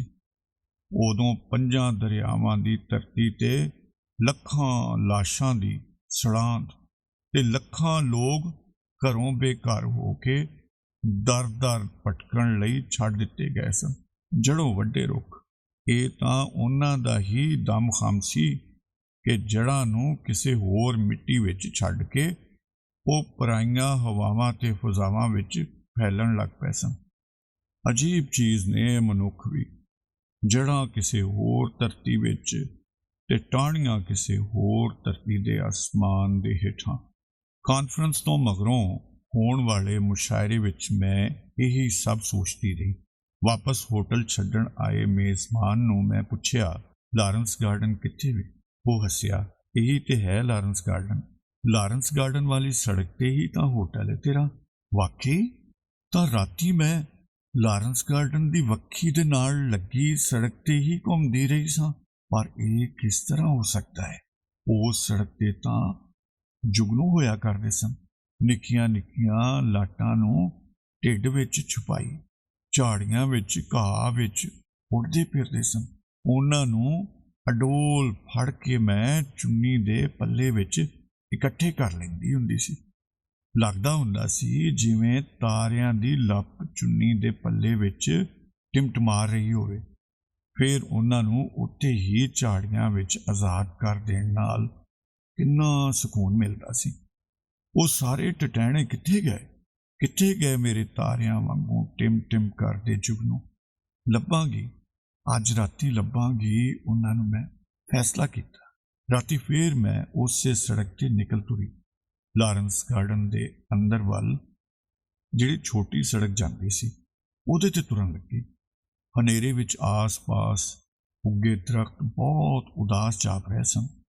ਮਿੱਠੀ ਮਿੱਠੀ ਰਮਕਦੀ ਹਵਾ ਵਿੱਚ ਉਦਾਸੀ ਨਾਲ ਸਿਰ ਧੁੰਦੇ, ਪੱਤੀਆਂ ਤੇ ਹਵਾ ਟਹਿਲ ਰਹੀ ਸੀ। ਖਰਾਮਾ ਖਰਾਮਾ ਦੂਰ ਉਤਾਂ ਆਸਮਾਨ ਤੇ ਅੱਧਾ ਕੁ ਚੰਦਰਮਾ ਆਪਣੀ ਬੇਨੂਰੀ ਤੇ ਝੁਰ ਰਿਹਾ ਸੀ, ਜਿਵੇਂ ਕੱਟੇ ਹੋਏ ਕਾਗਜ਼ ਦਾ ਬਣਿਆ ਹੋਇਆ ਹੋਵੇ। ਕੱਟੀ ਪਤੰਗ ਵਾਂਗੂ ਰੁੱਖਾਂ ਦੀਆਂ ਉਤਲੀਆਂ ਟਹਿਣੀਆਂ ਵਿੱਚ ਫਸਿਆ ਜਾਪ ਰਿਹਾ ਸੀ। ਬਚਪਨ ਵਿੱਚ ਪਤੰਗਾਂ ਦੇ ਮੌਸਮ ਵਿੱਚ ਜਦੋਂ ਵੀ ਕੋਈ ਪਤੰਗ ਕਿਧਰੇ ਕਿਸੇ ਰੁੱਖ ਦੀਆਂ ਉਤਲੀਆਂ ਟਾਹਣੀਆਂ ਵਿੱਚ ਅੜ ਜਾਂਦੀ, ਬੱਚੇ ਡਾਂਗ ਲੈ ਲੈ ਕੇ ਉਹਨੂੰ ਲਾਹਣ ਦੀ ਕੋਸ਼ਿਸ਼ ਕਰਦੇ। ਲੰਮੇ ਬਾਂਸਾਂ ਦੇ ਅੱਗੇ ਬੰਨੀਆਂ ਹੋਈਆਂ ਕੰਡਿਆਲੀਆਂ ਝਾੜੀਆਂ ਜਿਹੀਆਂ। ਸਾਰੀ ਅਕਲ ਤੇ ਕਾਰੀਗਰੀ ਇਸੇ ਗੱਲ ਵਿੱਚ ਹੁੰਦੀ ਏ ਕਿ ਪਤੰਗ ਸਾਬਤ ਸਬੂਤ ਫਟਣ ਤੋਂ ਬਿਨਾਂ ਉਸ ਢਾਂਗੇ ਵਿੱਚ ਉਲਝ ਕੇ ਹੇਠਾਂ ਆ ਜਾਵੇ। ਕਿਹੜੇ ਢਾਂਗੇ ਨਾਲ ਇਹ ਚੰਨ ਦੀ ਪਤੰਗ ਰੁੱਖ ਦੀਆਂ ਟਾਹਣੀਆਂ ਤੋਂ ਲਾਹੀ ਜਾ ਸਕਦੀ ਸੀ? ਲਾਰੈਂਸ ਗਾਰਡਨ ਵਿੱਚ ਹਨੇਰੇ ਵਿੱਚ ਲਿਪਟੇ ਆਹਿਸਤਾ ਆਹਿਸਤਾ ਕੰਬਦੇ ਰੁੱਖ ਸਨ, ਝਾੜੀਆਂ ਸਨ, ਸ਼ਾਇਦ ਫੁੱਲ ਵੀ ਹੋਣਗੇ, ਪਰ ਨਜ਼ਰ ਨਹੀਂ ਸਨ ਆ ਰਹੇ। ਪਰ ਜੁਗਨੂ ਨਹੀਂ ਸਨ। ਸਾਰੇ ਜੁਗਨੂ ਕਿੱਥੇ ਚਲੇ ਗਏ? ਮੇਰੇ ਮਨ ਨੂੰ ਗਹਿਰੀ ਉਦਾਸੀ ਨੇ ਘੇਰ ਲਿਆ। ਮੈਂ ਵਾਪਸ ਹੋਟਲ ਵੱਲ ਤੁਰ ਪਈ। ਹੋਟਲ ਦੇ ਬਾਹਰ ਪੌੜੀਆਂ ਚੜ੍ਹ ਕੇ ਉਸ ਇਮਾਰਤ ਵਿੱਚ ਦਾਖਲ ਹੋਣ ਤੋਂ ਪਹਿਲਾਂ ਮੈਂ ਫੇਰ ਉਤਾਂ ਤੱਕਿਆ। ਚੰਨ ਹੁਣ ਇਸ ਇਮਾਰਤ ਦੇ ਬਨੇਰੇ ਦੇ ਨਾਲ ਸਿਰ ਟਿਕਾ ਕੇ ਊਂਘ ਰਿਹਾ ਸੀ। ਕਮਰੇ ਵਿੱਚ ਹਨੇਰਾ ਕੰਬ ਰਿਹਾ ਸੀ। ਮੈਂ ਕੱਪੜੇ ਬਦਲ ਕੇ ਬਿਸਤਰੇ ਵਿੱਚ ਵੜ ਗਈ। ਏਅਰ ਕੰਡੀਸ਼ਨ ਕਮਰਾ ਕਾਫੀ ਠੰਡਾ ਸੀ। ਮੈਂ ਕੰਬਲ ਨੂੰ ਚੰਗੀ ਤਰ੍ਹਾਂ ਲਪੇਟ ਲਿਆ ਤੇ ਅਗਲੇ ਦਿਨ ਦੇ ਇੰਤਜ਼ਾਰ ਵਿੱਚ ਸੌਂ ਗਈ। ਸਾਰੀ ਰਾਤ ਅਜੀਬੋ-ਗਰੀਬ ਸੁਪਨੇ ਆਉਂਦੇ ਰਹੇ ਤੇ ਮੈਂ ਤਰਬਕ ਕੇ ਜਾਗ ਪੈਂਦੀ ਰਹੀ। ਪਾਣੀ ਪੀ ਪੀ ਕੇ ਸਾਰਾ ਜੱਗ ਖਾਲੀ ਕਰ ਦਿੱਤਾ ਸੀ। ਸਵੇਰੇ ਇਸ ਤਰ੍ਹਾਂ ਲੱਗ ਰਿਹਾ ਸੀ ਜਿਸ ਤਰ੍ਹਾਂ ਸਾਰੀ ਰਾਤ ਮੈਂ ਥੁੱਲ ਰੇਤ ਤੇ ਤੁਰਦੀ ਰਹੀ ਹਾਂ। ਸਿੱਧੇ ਰਸਤਿਆਂ ਤੇ ਤੁਰਨਾ ਆਸਾਨ ਹੁੰਦਾ ਹੈ, ਪਰ ਰੇਤ ਵਿੱਚ ਤੁਰਨਾ, ਜਦੋਂ ਇੱਕ ਪੈਰ ਨੂੰ ਰੇਤ ਆਪਣੇ ਢਿੱਡ ਵਿੱਚ ਧਰੂ ਕੇ ਜਜ਼ਬ ਕਰ ਲੈਣਾ ਚਾਹੁੰਦੀ ਏ, ਉਹਨੂੰ ਤੁਸੀਂ ਖਿੱਚ ਕੇ ਕੱਢਦੇ ਹੋ ਤੇ ਫਿਰ ਦੂਜੇ ਪੈਰ ਨੂੰ ਉਹ ਆਪਣੀ ਨਰਮ ਪਰ ਮਜ਼ਬੂਤ ਗ੍ਰਿਫਟ ਵਿੱਚ ਜਕੜ ਲੈਂਦੀ ਏ। ਆਪਣੇ ਪੋਲੇ ਨਰਮ ਥੁੱਲ ਹੱਥਾਂ ਵਿੱਚ ਰੇਤ ਵਿੱਚ ਤੁਰਨ ਨਾਲ ਬੰਦਾ ਓਨਾ ਹੀ ਥੱਕਦਾ ਹੈ ਜਿੰਨਾ ਕਿਸੇ ਪਹਾੜੀ ਦੀ ਚੜ੍ਹਾਈ ਚੜ੍ਹਨ ਨਾਲ। ਅਗਲੇ ਦਿਨ ਮੈਂ ਦੋਸਤਾਂ ਨੂੰ ਕਿਹਾ, ਮੈਨੂੰ ਚੈਂਬਰਲੈਨ ਰੋਡ ਲੈ ਚਲੋ। ਤੁਹਾਡੇ ਘਰ? ਮੇਰਾ ਕਾਹਦਾ, ਹੁਣ ਤੇ ਘਰ ਉਹਨਾਂ ਦਾ ਏ ਜਿਹੜੇ ਉੱਥੇ ਰਹਿੰਦੇ ਨੇ। ਪਰ ਮੈਂ ਹਿਚਕਿਚਾ ਰਹੀ ਸਾਂ। ਮੈਂ ਚੈਂਬਰਲੈਨ ਰੋਡ ਵੱਲ ਜਾ ਰਹੀ ਸਾਂ। ਮੇਰੇ ਗਲੇ ਵਿੱਚ ਕੁਝ ਫਸਿਆ ਹੋਇਆ ਸੀ, ਜਿਵੇਂ ਠੱਪ ਠੱਪ ਵੱਜਦਾ ਮੇਰਾ ਹੀ ਦਿਲ ਗੇਂਦ ਵਾਂਗੂ ਆ ਕੇ ਗਲੇ ਵਿੱਚ ਫਸ ਗਿਆ ਸੀ। ਮੇਰਾ ਘਰ ਜ਼ੇਨ ਵਿੱਚ ਲਗਾਤਾਰ ਇੱਕ ਤਾਰਾ ਵੱਜ ਰਿਹਾ ਸੀ। ਘਰ ਮੇਰਾ ਘਰ। ਮੋਟਰ ਬਦਹਵਾਸ ਜਿਹੀਆਂ ਸੜਕਾਂ ਤੋਂ ਲੰਘ ਰਹੀ ਸੀ। ਮੈਂ ਸੋਚਿਆ, ਅਸੀਂ ਕਿਸੇ ਹੋਰ ਪਾਸੇ ਆ ਗਏ ਹਾਂ। ਉਂਝ ਲਾਹੌਰ ਦੀਆਂ ਬਹੁਤੀਆਂ ਸੜਕਾਂ ਦੀ ਤੇ ਪਛਾਣ ਹੀ ਨਹੀਂ ਸੀ ਮੈਨੂੰ। ਬਸ ਆਪਣੀ ਸੜਕ ਯਾਦ ਸੀ, ਚੈਂਬਰਲਿਨ ਰੋਡ, ਪਰਲੇ ਪਾਸੇ ਗਵਾਲ ਮੰਡੀ ਦੇ ਗੁਰਦੁਆਰੇ ਨੂੰ ਜਾਣ ਵਾਲੀ ਗਲੀ, ਮੋੜ ਤੋਂ ਮਗਰੋਂ ਹੋਰ ਗਲੀ, ਫਿਰ ਹੋਰ ਗਲੀ, ਫਿਰ ਸੜਕ, ਫਿਰ ਗੁਰਦੁਆਰਾ। ਉਹ ਗਲੀਆਂ ਅਜੇ ਵੀ ਇੰਗੜੀ ਕੜੰਗੜੀ ਮਾਰ ਕੇ ਮੇਰੇ ਢਿੱਡ ਵਿੱਚ ਬੈਠੀਆਂ ਹੋਈਆਂ ਸਨ। ਇੰਨੇ ਵਰਿਆਂ ਤੋਂ ਬੈਠੀਆਂ ਹੋਈਆਂ ਸਨ ਤੇ ਯਾਦ ਸੀ ਨਿਸਬਤ ਰੋਡ, ਜਿਹਦੇ ਤੋਂ ਲੰਘ ਕੇ ਐਬਟ ਰੋਡ ਦੇ ਅਖੀਰਲੇ ਸਿਰੇ ਤੇ ਮੇਰਾ ਸਕੂਲ ਹੁੰਦਾ ਸੀ। ਵਿਚਕਾਰ ਦਿਆਲ ਸਿੰਘ ਕਾਲਜ ਤੇ ਮਲਕਾ ਦਾ ਬੁੱਤ, ਤੇ ਯਾਦ ਸੀ ਲਾਰੈਂਸ ਗਾਰਡਨ, ਮਖਮਲੀ ਘਾਹ ਤੇ ਫੁੱਲਾਂ ਦੀਆਂ ਕਿਆਰੀਆਂ ਤੇ ਰੁੱਖ, ਰਿਸ਼ੀਆਂ ਵਾਂਗੂ ਖਲੋ ਕੇ ਤਪੱਸਿਆ ਕਰਦੇ ਰੁੱਖ, ਬਾਵਾਂ ਨੂੰ ਆਸਮਾਨ ਵੱਲ ਉਲਾਰ ਕੇ ਇਬਾਦਤ ਵਿੱਚ ਖੜੋਤੇ ਰੁੱਖ, ਤੇ ਬੋਟਨੀਕਲ ਗਾਰਡਨ ਜਿਹਦੇ ਵਿੱਚ ਪੱਤਿਆਂ ਨੂੰ ਕੱਟ ਛਾਂਗ ਕੇ ਬਣਾਏ ਊਠ ਤੇ ਘੋੜੇ ਤੇ ਬੈਲ ਤੇ ਮੋਰ ਤੇ ਹੋਰ ਤਮਾਮ ਜਾਨਵਰ ਤੇ ਪਰਿੰਦੇ ਸਨ, ਤੇ ਚਿੜੀਆ ਘਰ, ਜ਼ੇਬਰੇ ਤੇ ਊਦ ਬੁਲਾਓ ਤੇ ਤੋਤੇ ਤੇ ਸ਼ਿਮਲਾ ਪਹਾੜੀ, ਤੇ ਸੀਕ੍ਰੇਟ ਹਾਰਟ ਸਕੂਲ ਜਿਸ ਵਿੱਚ ਮੈਨੂੰ ਪਹਿਲੋਂ ਪਹਿਲ ਦਾਖਲ ਕਰਵਾਇਆ ਗਿਆ ਸੀ। ਭਾਰਤ ਬਿਲਡਿੰਗ ਦੇ ਵਿਚਕਾਰੋਂ ਲੰਘ ਕੇ ਪਿਛਲੇ ਪਾਸੇ ਯੂਕਲਿਪਸ ਦੇ ਸਫੈਦ ਰੁੱਖਾਂ ਨਾਲ ਘਿਰੇ ਕੱਚੇ ਰਸਤੇ ਤੋਂ ਲੰਘ ਕੇ ਸਕੂਲ ਜਾਂਦੀ ਹੁੰਦੀ ਸਾਂ ਮੈਂ। ਯੂਕਲਿਪਸ ਦੇ ਲੰਮੇ ਦਰਖਤ, ਸਫੈਦ ਤਣੀਆਂ ਵਾਲੇ ਤੇ ਹਰੀਆਂ ਕਚੂਰ ਪੱਤੀਆਂ ਵਾਲੇ, ਜਿਨ੍ਹਾਂ ਦੇ ਹੇਠਾਂ ਖੜੋ ਕੇ ਖੁਸ਼ਬੂਆਂ ਵਿੱਚ ਨਹਾ ਲਈਦਾ ਸੀ, ਤੇ ਅਨਾਰਕਲੀ, ਡੱਬੀ ਬਾਜ਼ਾਰ, ਡੇਰਾ ਸਾਹਿਬ ਗੁਰਦੁਆਰਾ, ਮੇਰੀ ਨਾਨੀ ਦਾ ਪੀਰ ਮੱਕੀ ਦੀ ਗਲੀ ਵਾਲਾ ਘਰ, ਜਿੱਥੇ ਮੈਂ ਦੁਨੀਆ ਦੀ ਚੁੰਦਿਆਈ ਰੌਸ਼ਨੀ ਵਿੱਚ ਪਹਿਲੀ ਵਾਰੀ ਅੱਖਾਂ ਖੋਲ੍ਹੀਆਂ ਸਨ, ਜਿੱਥੇ ਮੇਰੀ ਨਾਨੀ ਹਮੇਸ਼ਾ ਚੁੱਲ੍ਹੇ ਅੱਗੇ ਬੈਠੀ ਕੁਝ ਨਾ ਕੁਝ ਪਕਾ ਰਹੀ ਹੁੰਦੀ ਸੀ ਜਾਂ ਕੱਪੜੇ ਸਿਉਂ ਰਹੀ ਹੁੰਦੀ ਸੀ, ਜਿੱਥੇ ਚੌੜੇ ਵਿਹੜੇ ਵਿੱਚ ਉਹਨਾਂ ਦੇ ਸਾਰੇ ਟੱਬਰ ਲਈ, ਯਾਨੀ ਮੇਰੇ ਮਾਮੇ ਤੇ ਮਾਸੀਆਂ ਤੇ ਮੇਰੀ ਮਾਂ ਦੇ ਟੱਬਰ ਲਈ, ਹਰ ਸਿਆਲ ਦੇ ਸ਼ੁਰੂ ਵਿੱਚ ਰਜ਼ਾਈਆਂ ਬਣਦੀਆਂ। ਪੁਰਾਣੀਆਂ ਰਜ਼ਾਈਆਂ ਨੂੰ ਖੋਲ੍ਹ ਕੇ ਉਹਨਾਂ ਵਿੱਚੋਂ ਲੋਗੜਾਂ ਕੱਢ ਕੇ ਪਿੰਜੇ ਕੋਲੋਂ ਤੁਨਵਾਈਆਂ ਜਾਂਦੀਆਂ। ਨਵਾਂ ਰੂਹ ਪਿੰਜਦਿਆਂ ਉਹਦੇ ਵਿੱਚੋਂ ਕਪਾਹ ਦੇ ਕਾਲੇ ਬੀਜ ਉੱਡ ਉੱਡ ਕੇ ਪਰਾਂ ਛਟਕ ਜਾਂਦੇ, ਤੇ ਫੇਰ ਰਜ਼ਾਈਆਂ ਦੇ ਹੌਲ ਬਣਦੇ। ਵਿਚਕਾਰੋਂ ਕੱਪੜਾ ਹੋਰ ਰੰਗ ਦਾ, ਕਿਨਾਰੇ ਤੇ ਹੋਰ ਰੰਗ ਦਾ, ਝਾਲਰ ਜਾਂ ਕਿਨਾਰੀ ਹੋਰ ਰੰਗ ਦੀ। ਮੇਰੀ ਨਾਨੀ ਜਦੋਂ ਵੱਖਰੇ ਵੱਖਰੇ ਰੰਗਾਂ ਦੇ ਰੇਸ਼ਮਾਂ ਨੂੰ ਨਾਲੋਂ ਨਾਲ ਰੱਖ ਕੇ ਵੇਖ ਰਹੇ ਹੁੰਦੇ ਕਿ ਕਿਹੜੇ ਰੰਗ ਨਾਲ ਕਿਹੜਾ ਰੰਗ ਬਹੁਤਾ ਖਿੜੇਗਾ, ਤੇ ਉਹ ਧਿਆਨ ਮਗਨ ਕਿਸੇ ਕਲਾਕਾਰ ਵਾਂਗੂ ਜਾਪਦੇ। ਮੇਰੀ ਨਾਨੀ ਦੇ ਘਰ ਦੇ ਚੁੱਲ੍ਹੇ ਵਿੱਚ ਹਮੇਸ਼ਾ ਲਾਟਾਂ ਮੰਗਦੀਆਂ ਤੇ ਲੱਕੜੀਆਂ ਦੀਆਂ ਚਿਣਗਾਂ ਚਿਣਗਦੀਆਂ ਹੋਈਆਂ ਜੁਗਨੂਆਂ ਵਾਂਗ ਚੁੱਲ੍ਹੇ ਦੇ ਆਸ-ਪਾਸ ਉੱਡਦੀਆਂ ਰਹਿੰਦੀਆਂ, ਤੇ ਚੁੱਲ੍ਹੇ ਉੱਤੇ ਪੱਕਦੇ ਪਕਵਾਨ, ਇੱਕ ਕੋਲਿਆਂ ਦੀ ਅੰਗੀਠੀ ਤੇ ਇੱਕ ਮਿੱਟੀ ਦਾ ਚੁੱਲ੍ਹਾ 3 ਟਣੀਆਂ ਵਾਲਾ, ਜਿਸ ਤਰ੍ਹਾਂ ਮਿੱਟੀ ਦੇ ਕਿਲ੍ਹੇ ਦੇ 3 ਬੁਰਜ ਹੋਣ, ਤੇ ਅਗਲੇ ਪਾਸੇ ਕਿਲ੍ਹੇ ਦਾ ਖੁੱਲ੍ਹਾ ਦਰਵਾਜ਼ਾ। ਰੋਟੀ ਪਕਾਉਣ ਵੇਲੇ ਉਹ ਲੱਕੜਾਂ ਨੂੰ ਰੱਤਾ ਰੱਤਾ ਝਾੜ ਕੇ ਚੁੱਲ੍ਹੇ ਦੇ ਉਸ ਵਿਸ਼ਾਲ ਦਰਵਾਜ਼ੇ ਦੇ ਕੋਲ ਹੀ, ਦਰਵਾਜ਼ੇ ਦੇ ਐਨ ਵਿਚਕਾਰ ਲੱਕੜਾਂ ਨਾਲੋਂ ਝੜੇ ਛੋਟੇ ਛੋਟੇ ਕੋਲਿਆਂ ਦਾ ਢੇਰ ਵਿਛਾ ਲੈਂਦੇ। ਉਹਨਾਂ ਕੋਲਿਆਂ ਵਿੱਚ ਸੁਰਖ ਲਪਟ ਊਂਘਦੀ ਹੋਈ ਜਾਗਦੀ ਰਹਿੰਦੀ, ਪਲ ਪਲ ਵੱਧ ਰਹੀ ਸਵਾਹ ਦੇ ਹੇਠੋਂ ਉਹਨਾਂ ਦੇ ਪਿੰਡੇ ਧੁਖਦੇ ਰਹਿੰਦੇ। ਰੋਟੀ ਤਵੇ ਤੇ ਪਕਾ ਕੇ ਉਹ ਉਹਨਾਂ ਨਿੱਕੇ ਨਿੱਕੇ ਧੀਮੇ ਮਗਦੇ ਕੋਲਿਆਂ ਤੇ ਰੱਖਦੇ, ਤੇ ਫੁਲਕਾ ਫੁੱਲ ਕੇ ਕਪਾਹ ਹੋ ਜਾਂਦਾ।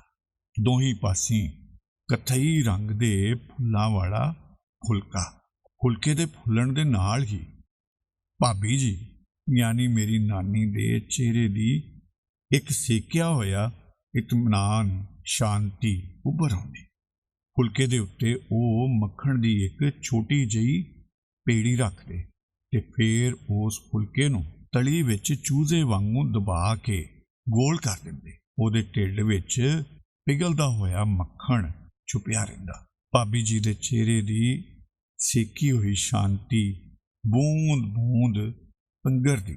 ਜਦੋਂ ਅਸੀਂ ਲੋਕ ਉਹਨਾਂ ਦੇ ਦੋਤਰੇ ਦੋਤਰੀਆਂ ਪੋਤਰੇ ਪੋਤਰੀਆਂ ਉਹਨਾਂ ਦੇ ਸਾਹਮਣੇ ਰਾਂਗਲੀਆਂ ਪੀੜ੍ਹੀਆਂ ਤੇ ਬਹਿ ਕੇ ਤੇ ਸਾਹਮਣੇ ਪਿੱਤਲ ਦੀਆਂ ਨਕਾਸ਼ੀਦਾਰ ਗੋਲ ਟਪਾਈਆਂ ਉੱਤੇ ਥਾਲੀਆਂ ਰੱਖ ਕੇ ਉਹਨਾਂ ਫੁਲਕਿਆਂ ਦੀ ਗਰਾਈ ਤੋੜ ਕੇ ਦਾਲ ਤੇ ਸਬਜ਼ੀ ਦੇ ਦਹੀਂ ਨਾਲ ਪਿਉਂ ਕੇ ਖਾਂਦੇ।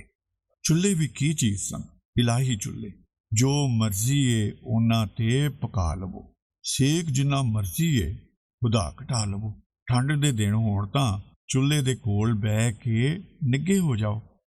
ਰਾਤੀ ਬੁਝਣ ਤੋਂ ਮਗਰੋਂ ਵੀ ਉਹਦੇ ਪਿੰਡੇ ਵਿੱਚ ਕਿੰਨੇ ਘੰਟੇ ਸੇਕ ਸਾਂਭਿਆ ਰਹਿੰਦਾ। ਕਦੇ ਜਦੋਂ ਮੈਂ ਅੱਧੀ ਰਾਤ ਉੱਠਦੀ, ਚੁੱਲ੍ਹੇ ਦੇ ਪਿੰਡੇ ਨੂੰ ਤਲੀਆਂ ਨਾਲ ਕੱਜ ਕੇ ਅਜੀਬ ਅਹਿਸਾਸ ਹੁੰਦਾ, ਜਿਸ ਤਰ੍ਹਾਂ ਕੋਈ ਛੋਟਾ ਜਿਹਾ ਬਲੂੰਗੜਾ ਬੈਠਾ ਹੋਵੇ ਤੁਹਾਡੇ ਡੁਲਾਰਨ ਨੂੰ ਉਡੀਕਦਾ।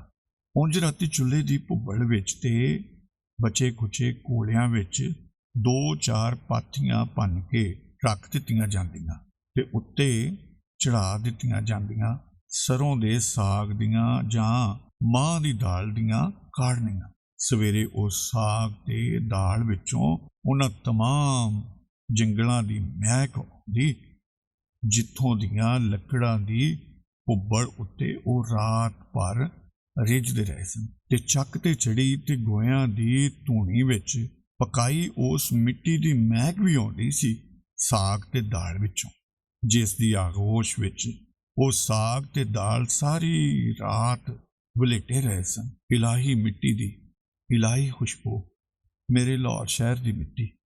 ਸਵੇਰ ਸਾਰ ਚੁੱਲ੍ਹਿਆਂ ਨੂੰ ਪੋਚਿਆ ਜਾਂਦਾ, ਯਕਦਮ ਨਵੇਂ ਨਕੋਰ ਲੱਕ ਵੱਕ ਚਮਕਣ ਲੱਗਦੇ। ਮਿੱਟੀ ਦੇ ਚੁੱਲ੍ਹੇ ਪੋਚੇ ਦੀ ਵਾਸ਼ਨਾ ਨਾਲ ਸਰਸ਼ਾਰ। ਪੋਚਾ ਮਾਰਨ ਤੋਂ ਪਹਿਲਾਂ ਉਹਦੀ ਸੁਆਹ ਕੱਢ ਕੇ ਸੰਭਾਲ ਕੇ ਭੁੱਬਲ ਵਿੱਚ ਪਾਈ ਜਾਂਦੀ ਹੈ। ਦੁਨੀਆ ਦੀ ਭਰ ਵਿੱਚ ਕੋਈ ਇਹੋ ਜਿਹਾ ਪਾਊਡਰ ਜਿਹੜਾ ਚੁੱਲ੍ਹੇ ਦੀ ਸੁਆਹ ਵਾਂਗੂ ਭਾਂਡੇ ਚਮਕਾਉਣ ਦਾ ਕੰਮ ਰੱਖਦਾ ਹੋਵੇ। ਪਿੱਤਲ ਦੀਆਂ ਥਾਲੀਆਂ, ਚਾਂਦੀ ਦੇ ਗਲਾਸ, ਕੈਂਹ ਦੇ ਕਟੋਰੇ, ਪਤੀਲੇ ਤੇ ਕੜਾਹੀਆਂ ਤੇ ਦੇਗਾਂ ਸਭ ਚਮ ਕਰਦੇ ਨਵੇਂ ਨਕੋਰ ਉੱਠਦੇ। ਭਾਬੀ ਜੀ ਕਹਿੰਦੇ, ਸੁਆਹ ਨਾਲ ਜਿੰਨਾ ਵੀ ਰਗੜੀ ਜਾਓ ਭਾਂਡੇ ਦੀ ਉਮਰ ਵੱਧਦੀ ਏ। ਖੇਡਦਾ ਹੈ ਭਾਂਡਾ, ਹੱਸ ਪੈਂਦਾ ਤੇ ਫੇਰ ਉਹਦੀ ਉਮਰ ਵੱਧ ਜਾਂਦੀ ਹੈ। ਘਰ ਟੁੱਟੇ ਤੇ ਚੁੱਲ੍ਹੇ ਵੀ ਟੁੱਟ ਗਏ। ਘਰ ਛੱਡ ਕੇ ਜਾਣ ਲੱਗਿਆ ਘਰ ਦੀ ਵੀਰਾਨੀ ਦੀ ਸੂਚਨਾ ਦੇਣ ਲਈ ਘਰ ਦੀ ਸੁਆਣੀ ਠੁੱਡਾ ਮਾਰ ਕੇ ਚੁੱਲ੍ਹਾ ਭੰਨ ਦਿਆ ਕਰਦੀ ਸੀ। ਕਿੰਨੇ ਭੰਨ ਦਿੱਤੇ ਸਾਰੇ ਚੁੱਲ੍ਹੇ, ਕਿੱਥੇ ਖਿਲਾਰ ਦਿੱਤੀਆਂ ਉਹਨਾਂ ਦੀਆਂ ਇਲਾਹੀ ਮਿੱਟੀ ਦੀਆਂ ਠੀਕਰੀਆਂ। ਘਰ ਹੀ ਨਾ ਰਹੇ ਤਾਂ ਚੁੱਲ੍ਹੇ ਕਾਹਦੇ। ਸੋਚਦੀ ਜਾ ਰਹੀ ਸਾਂ ਕਿ ਆਪਣਾ ਘਰ ਲੱਭ ਕੇ ਉਹਦੇ ਨਾਲ ਬਹੁਤ ਸਾਰੇ ਪੁਰਾਣੇ ਰਾਜ਼ ਸਾਂਝੇ ਕਰਕੇ ਉਹਦੇ ਵਿੱਚੋਂ ਆਪਣਾ ਬੀਤਿਆ ਬਚਪਨ ਲੱਭ ਕੇ ਫੇਰ ਮੈਂ ਸ਼ਿਮਲਾ ਪਹਾੜੀ ਜਾਵਾਂਗੀ। ਉੱਥੇ ਮੈਂ ਉਹ ਸਾਰੀਆਂ ਚੀਜ਼ ਵੋਟੀਆਂ ਲੱਭ ਲਵਾਂਗੀ, ਸੂਈਆਂ ਕੁੱਟ ਚੀਜ਼ ਵੋਟੀਆਂ, ਜਿਨ੍ਹਾਂ ਨੂੰ ਮਟਕ ਚਾਲੇ ਤੁਰਦਿਆਂ ਵੇਖਦੀ ਮੈਂ ਅੰਤ ਸਮਾਂ ਬਿਤਾ ਸਕਦੀ ਸਾਂ। ਉਹ ਸਾਰੀਆਂ ਪਗਡੰਡੀਆਂ ਵੀ ਜਿਨ੍ਹਾਂ ਉੱਤੇ ਤੁਰਦਿਆਂ ਮੈਂ ਜ਼ਿੰਦਗੀ ਹੋਣ ਦੀ ਪਹਿਲੀ ਬੂਰ ਆਈ ਖੁਸ਼ੀ ਤੇ ਰਹੱਸ ਲੱਭੇ ਸਨ। ਮੈਨੂੰ ਉਹ ਧੁੱਪਾਂ ਲੱਭਾਂਗੀ ਜਿਹੜੀਆਂ ਤਿੜਕਸਾਰ ਕੇਸਰੀ ਹੁੰਦੀਆਂ ਸਨ, ਦੁਪਹਿਰਾਂ ਵੇਲੇ ਚਟਕ ਸਫੈਦ ਬਗਲੇ ਦੇ ਖੰਭਾਂ ਵਰਗੀਆਂ ਤੇ ਸ਼ਾਮ ਵੇਲੇ ਸੂਈਆਂ ਕੁੱਟ। ਉਹ ਹਵਾਵਾਂ ਜਿਹੜੀਆਂ ਰਾਵੀ ਦੇ ਗਲ ਲੱਗ ਕੇ ਆਉਂਦੀਆਂ ਸਨ। ਲਾਹੌਰ ਦੀਆਂ ਸੜਕਾਂ ਤੇ ਮੈਂ ਇਕੱਲੀ ਅਵਾਰਾ ਘੁੰਮਣਾ ਚਾਹੁੰਦੀ ਸਾਂ ਤੇ ਆਪਣੇ ਗੁਜ਼ਰੇ ਮਾਜ਼ੀ ਨੂੰ ਢੋ ਕੇ ਸੁੰਘ ਕੇ ਲੱਭਣਾ ਚਾਹੁੰਦੀ ਸਾਂ। ਪਰ ਫਿਲਹਾਲ ਤਾਂ ਮੈਂ ਦੋਸਤਾਂ ਦੀ ਹਿਫਾਜ਼ਤ ਤੇ ਹਿਰਾਸਤ ਵਿੱਚ ਦਬਕੀ ਹੋਈ ਚੈਂਬਰਲੈਨ ਰੋਡ ਜਾ ਰਹੀ ਸਾਂ, ਆਪਣੇ ਸਦੀਆਂ ਤੋਂ ਵਿਛੜੇ ਘਰ ਨੂੰ ਮਿਲਣ। ਮੇਰਾ ਕਲੇਜਾ ਮਿਰਦੰਗ ਵਾਂਗੂ ਵੱਜ ਰਿਹਾ ਸੀ। ਮੋਟਰ ਜਿਸ ਸੜਕ ਤੋਂ ਲੰਘ ਰਹੀ ਸੀ ਉਹਦੇ ਵਿਚਕਾਰ ਇੱਕ ਨਾਲਾ ਜਿਹਾ ਸੀ। ਇਹ ਨਹਿਰ ਏ ਤੇ ਇਹਦੇ ਦੋਹੀਂ ਪਾਸੇ ਨਵੀਆਂ ਕਲੋਨੀਆਂ। ਗੁਲਬਰਗ ਏ ਲਾਹੌਰ ਦੀ ਸਭ ਤੋਂ ਵਧੀਆ ਪੋਸ਼ ਕਲੋਨੀ। ਨਹਿਰ ਇਹ ਉਹੀ ਨਹਿਰ ਏ ਜਿਹੜੀ ਏਡੀ ਚੌੜੀ ਹੁੰਦੀ ਸੀ ਤੇ ਦੋਹੀਂ ਪਾਸੇ ਜੰਗਲ ਹੁੰਦਾ ਸੀ। ਉਹੀ ਨਹਿਰ ਏ, ਪਰ ਹੁਣ ਜੰਗਲ ਨਹੀਂ। ਇਹ ਖੂਬਸੂਰਤ ਤੇ ਆਲੀਸ਼ਾਨ ਇਮਾਰਤਾਂ ਨੇ। ਉਹ ਫਖਰ ਨਾਲ ਦੱਸ ਰਹੇ ਸਨ। ਪਰ ਨਹਿਰ ਕਿੱਥੇ ਗਈ? ਉਹ ਤਾਂ ਐਡੀ ਚੌੜੀ ਹੁੰਦੀ ਸੀ, ਅਸੀਂ ਲੋਕ ਉਹਦੇ ਵਿੱਚ ਤਾਰੀਆਂ ਲਾਉਂਦੇ ਹੁੰਦੇ ਸਾਂ। ਪਾਣੀ ਇੰਨਾ ਬਲੌਰੀ ਤੇ ਸ਼ਫਾਫ ਤੇ ਚਮ-ਚਮ ਚਮਕਦਾ। ਆਸ-ਪਾਸ ਦੇ ਜੰਗਲਾਂ ਵਿੱਚ ਅਸੀਂ ਪਿਕਨਿਕਾਂ ਮਨਾਉਂਦੇ ਸਾਂ। ਰੁੱਖਾਂ ਦੇ ਹੇਠਾਂ ਚੁੱਲ੍ਹੇ ਬਾਲ ਕੇ ਪੂੜੀਆਂ ਤਲੀਆਂ ਜਾਂਦੀਆਂ ਸਨ ਤੇ ਆਲੂ ਤੇ ਛੋਲੇ ਬਣਦੇ ਸਨ। ਮਾਲ ਪੂੜੇ ਤੇ ਖੀਰਾਂ ਰਿੰਨੀਆਂ ਜਾਂਦੀਆਂ ਸਨ।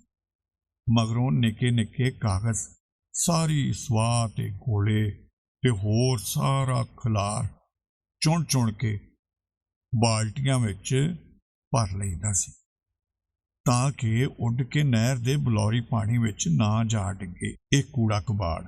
ਆਪਣੀ ਨਹਿਰ ਨੂੰ ਸ਼ਫਾਫ ਤੇ ਸਾਫ਼ ਰੱਖਣਾ ਸਭ ਦਾ ਧਰਮ ਸੀ। ਜੰਗਲਾਂ ਨੂੰ ਤੇ ਘਾਵਾਂ ਨੂੰ ਮਹਿਕਾਈ ਰੱਖਣਾ ਸਾਡੀ ਤਹਿਜ਼ੀਬ ਤੇ ਤਰਬੀਅਤ ਦਾ ਇੱਕ ਅਹਿਮ ਹਿੱਸਾ ਸੀ। ਨਹੀਂ, ਇਹ ਉਹ ਨਹਿਰ ਨਹੀਂ ਹੋ ਸਕਦੀ। ਮੈਂ ਸੋਚ ਰਹੀ ਸਾਂ। ਮੇਰੇ ਦੋਸਤ ਮੈਨੂੰ ਯਕੀਨ ਦਿਵਾ ਰਹੇ ਸਨ ਕਿ ਇਹ ਬਿਲਕੁਲ ਉਹੀ ਨਹਿਰ ਏ। ਜਦੋਂ ਜ਼ਿੰਦਗੀ ਕਰਵਟ ਲੈਂਦੀ ਏ, ਤਰੱਕੀ ਕਰਦੀ ਏ, ਆਲੀਸ਼ਾਨ ਇਮਾਰਤਾਂ ਖੜੀਆਂ ਹੁੰਦੀਆਂ ਨੇ, ਤਾਂ ਨਹਿਰ ਨੇ ਤਾਂ ਜ਼ਿਬਾ ਹੋਣਾ ਹੀ ਹੋਇਆ। ਉਸ ਨਾਲੇ ਜਿਹੇ ਗਦਲੇ ਪਾਣੀ ਨੂੰ ਤੱਕ ਕੇ ਮੇਰੇ ਕਲੇਜੇ ਵਿੱਚ ਰੁੱਗ ਭਰਿਆ ਜਾ ਰਿਹਾ ਸੀ। ਵਿਚਾਰਾ ਆਪਣੀ ਬੇਨੂਰੀ ਤੇ ਰੋਂਦਾ ਹੋਵੇਗਾ। ਆਸ-ਪਾਸ ਉਹਦੀ ਸ਼ਰਮ ਨੂੰ ਕੱਜਣ ਵਾਲੇ ਰੁੱਖ ਵੀ ਤੇ ਕੋਈ ਨਹੀਂ। ਨੰਗੀਆਂ ਸੜਕਾਂ ਦੇ ਵਿਚਕਾਰ ਵਿਚਾਰਾ ਨੰਗਾ ਗੰਦਲਾਇਆ ਪਾਣੀ। ਮੋਟਰ ਹੁਣ ਬਦ ਹਵਾਸ ਜਿਹੀਆਂ ਤੇ ਉਦਾਸੀਆਂ ਹੋਈਆਂ ਸੜਕਾਂ ਤੋਂ ਲੰਘ ਰਹੀ ਸੀ। ਮੈਂ ਸੋਚਿਆ ਅਸੀਂ ਕਿਸੇ ਹੋਰ ਪਾਸੇ ਆ ਗਏ ਹਾਂ। ਪੁੱਛਿਆ, ਤੁਹਾਨੂੰ ਪਤਾ ਹੈ ਨਾ ਚੈਂਬਰਲੇਨ ਰੋਡ ਦਾ? ਨਿਸਬਤ ਰੋਡ ਤੇ ਫੇਰ ਸੱਜੇ ਹੱਥ ਮੁੜ ਕੇ ਉਹ ਹੱਸੇ। ਇਹ ਅਸੀਂ ਨਿਸਬਤ ਰੋਡ ਤੇ ਹੀ ਤਾਂ ਜਾ ਰਹੇ ਹਾਂ। ਨਿਸਬਤ ਰੋਡ? ਇਹ ਤਾਂ ਨਹੀਂ ਨਿਸਬਤ ਰੋਡ। ਉਹ ਤੇ ਬਹੁਤ ਚੌੜੀ ਹੋਇਆ ਕਰਦੀ ਸੀ ਤੇ ਲਸ਼ ਕਰਦੀ।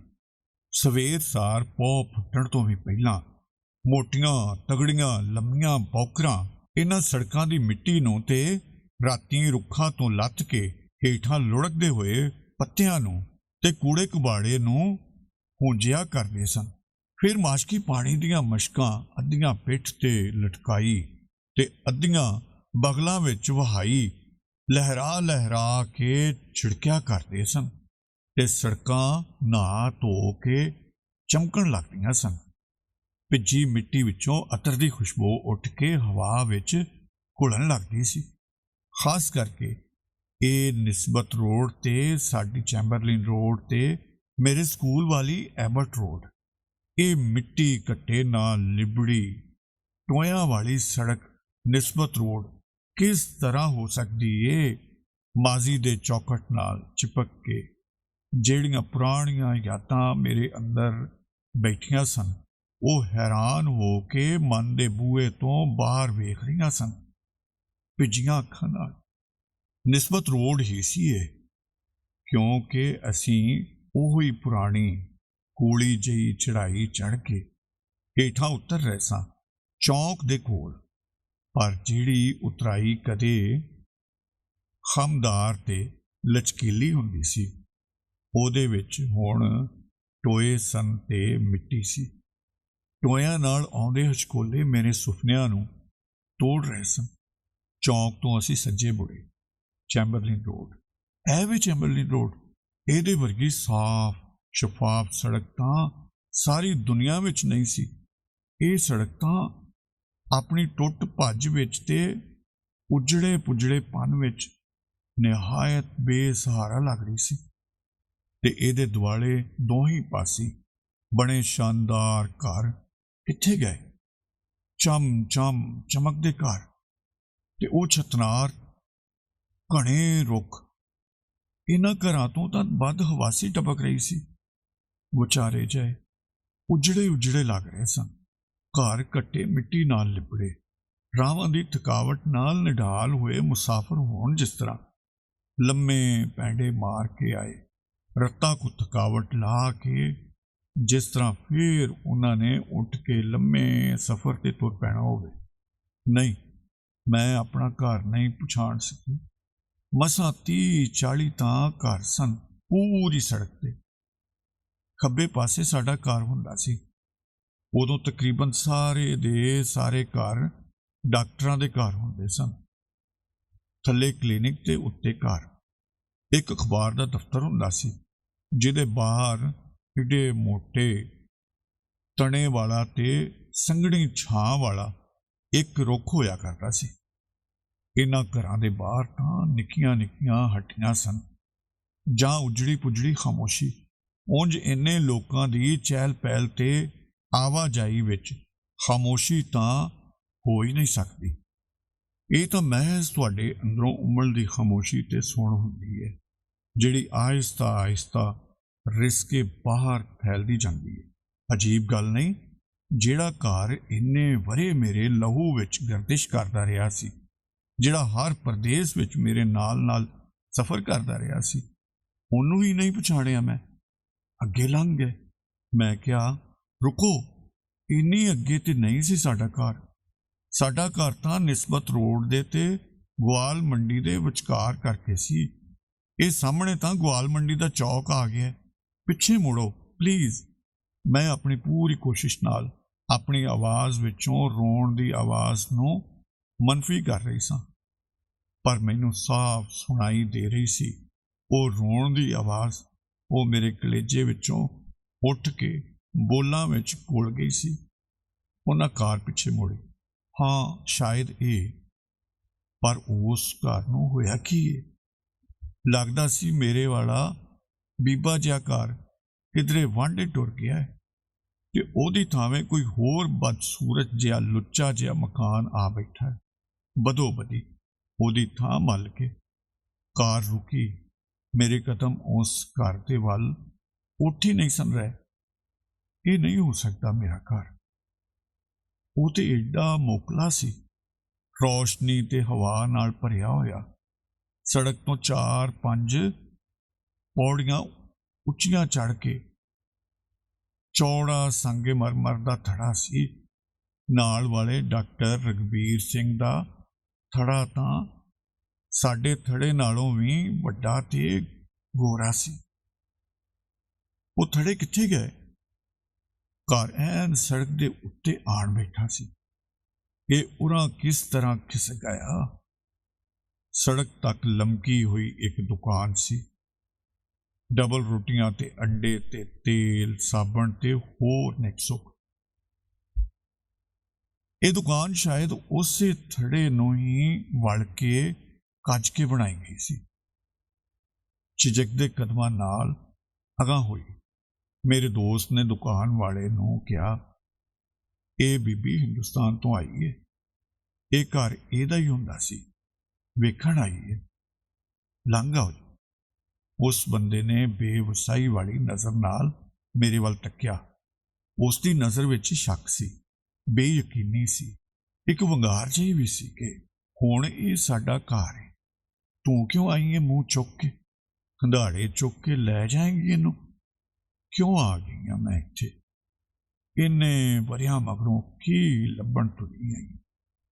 ਆਪਣੇ ਮਾਜ਼ੀ ਨੂੰ ਤੁਸੀਂ ਮੁੱਠ ਵਿੱਚ ਫੜ ਕੇ ਰੱਖ ਸਕਦੇ ਹੋ ਕਿ ਜਦੋਂ ਜੀ ਕਰੇ ਮੁੱਠ ਖੋਲੋ ਤੇ ਉਹਨੂੰ ਉਸੇ ਤਰ੍ਹਾਂ ਆਪਣੀ ਹਥੇਲੀ ਤੇ ਪਿਆ ਤੱਕ ਲਵੋ।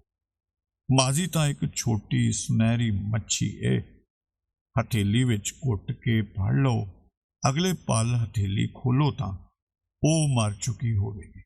ਉਹਦੇ ਪਿੰਡੇ ਦੇ ਸੁਨਹਿਰੀ ਤੇ ਕੇਸਰੀ ਰੰਗ ਹੌਲੀ ਹੌਲੀ ਤੁਹਾਡੀਆਂ ਅੱਖਾਂ ਦੇ ਸਾਹਮਣੇ ਹੀ ਬਦਲ ਜਾਣਗੇ, ਸੁਰਮਈ ਤੇ ਸਿਆਹ ਤੇ ਸਫੈਦ।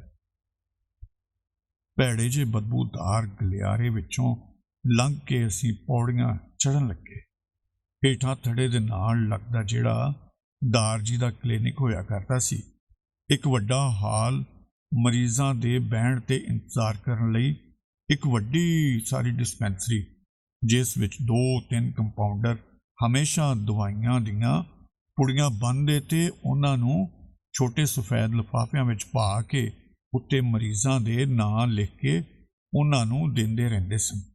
ਤੇ ਅੰਦਰਲਾ ਦਾਰ ਜੀ ਦਾ ਕਮਰਾ, ਜਿਸ ਵਿੱਚ ਮਰੀਜ਼ ਵਾਰੋ ਵਾਰੀ ਜਾ ਕੇ ਆਪਣੀਆਂ ਬਿਮਾਰੀਆਂ ਦੇ ਇਤਿਹਾਸ ਉਹਨਾਂ ਨੂੰ ਸੁਣਾਉਂਦੇ ਸਨ ਤੇ ਉਹ ਆਪਣੇ ਮੋਟੇ ਰਜਿਸਟਰ ਵਿੱਚ ਵਿੱਚੋਂ ਕੰਮ ਦੀ ਗੱਲ ਲਿਖਦੇ ਜਾਂਦੇ ਤੇ ਮਰੀਜ਼ਾਂ ਨੂੰ ਲਿਟਾ ਕੇ ਵੇਖਣ ਵਾਲਾ ਪਿਛਲਾ ਛੋਟਾ ਕਮਰਾ ਤੇ ਉਸ ਕਮਰੇ ਦੇ ਬਾਹਰ ਚੌੜਾ ਵਿਹੜਾ, ਜਿਹਦੇ ਵਿੱਚ ਖਲੋ ਕੇ ਦਾਰ ਜੀ ਉਤਾਂ ਆਵਾਜ਼ ਮਾਰਦੇ ਸਨ, ਜੀਤ 5-7 ਗਲਾਸ ਲੱਸੀ ਦੇ ਹੇਠਾਂ ਭੇਜ ਦਿਓ।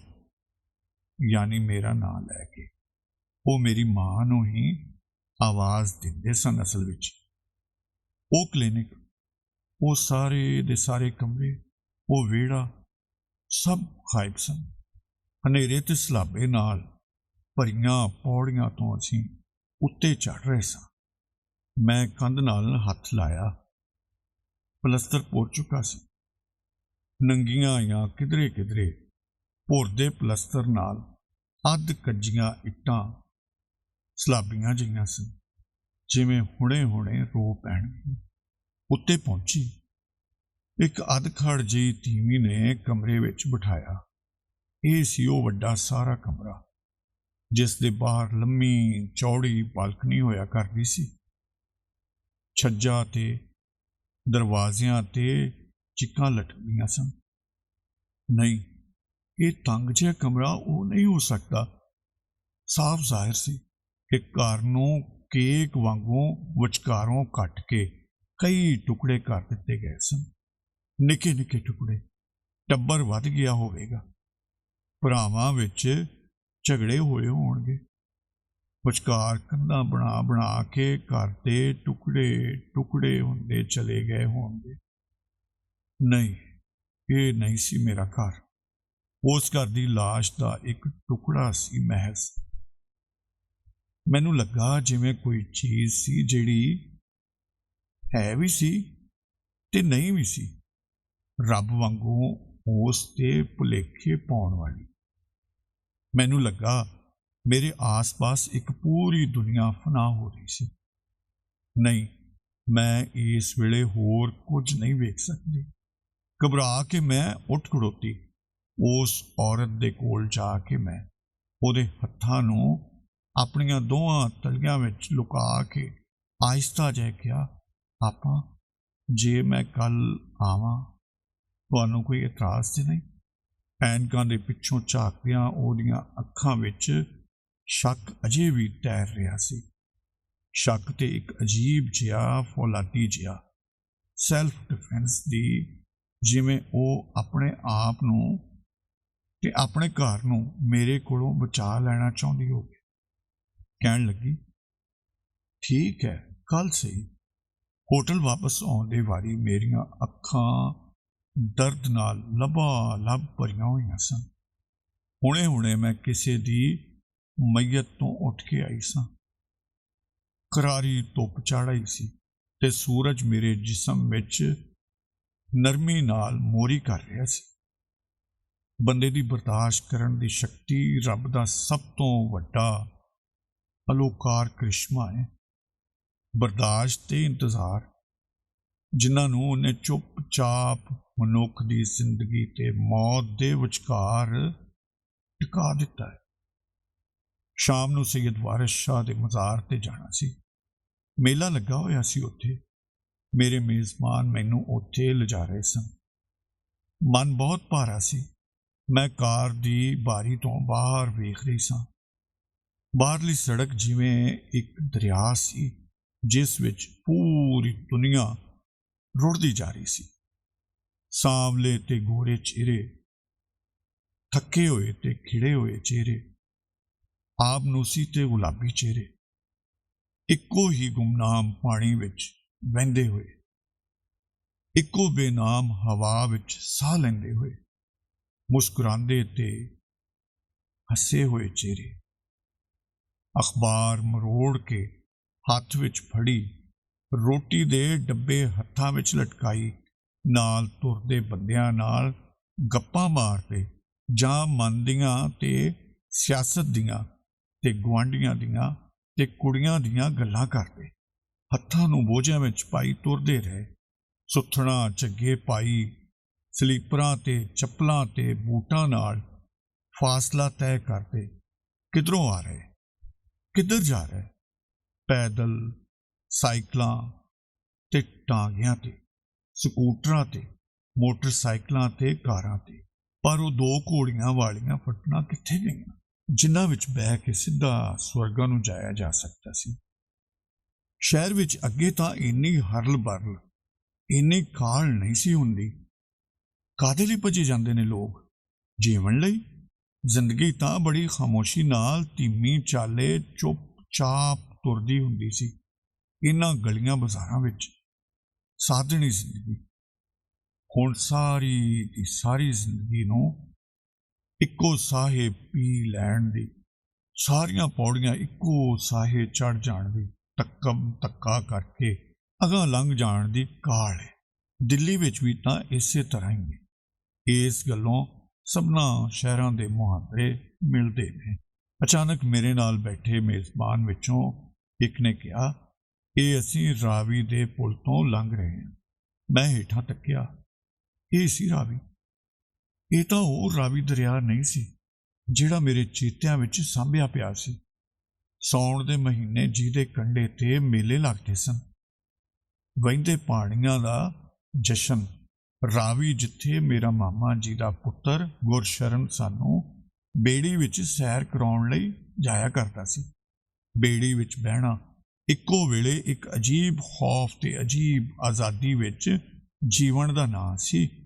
ਪਾਣੀਆਂ ਦੇ ਉੱਤੇ ਨਰਮ ਨਾਜ਼ੁਕ ਜਿਹੇ ਹਚਕੋਲੇ ਖਾਂਦੀ ਬੇੜੀ ਦੇ ਹੇਠਾਂ ਚੌੜੇ ਪਾਣੀਆਂ ਦਾ ਵਿਸਥਾਰ, ਪਾਣੀ ਜਿਹੜੇ ਸਾਹ ਲੈਂਦੇ ਜਾਪਦੇ ਸਨ, ਤੇ ਦਰਿਆ ਦੇ ਪਰਲੇ ਪਾਰ ਕਬਰਾਂ ਸਨ, ਤੇ ਝਾੜ ਝੰਗਾੜ ਸਨ, ਤੇ ਜੰਗਲੀ ਰੁੱਖ ਸਨ।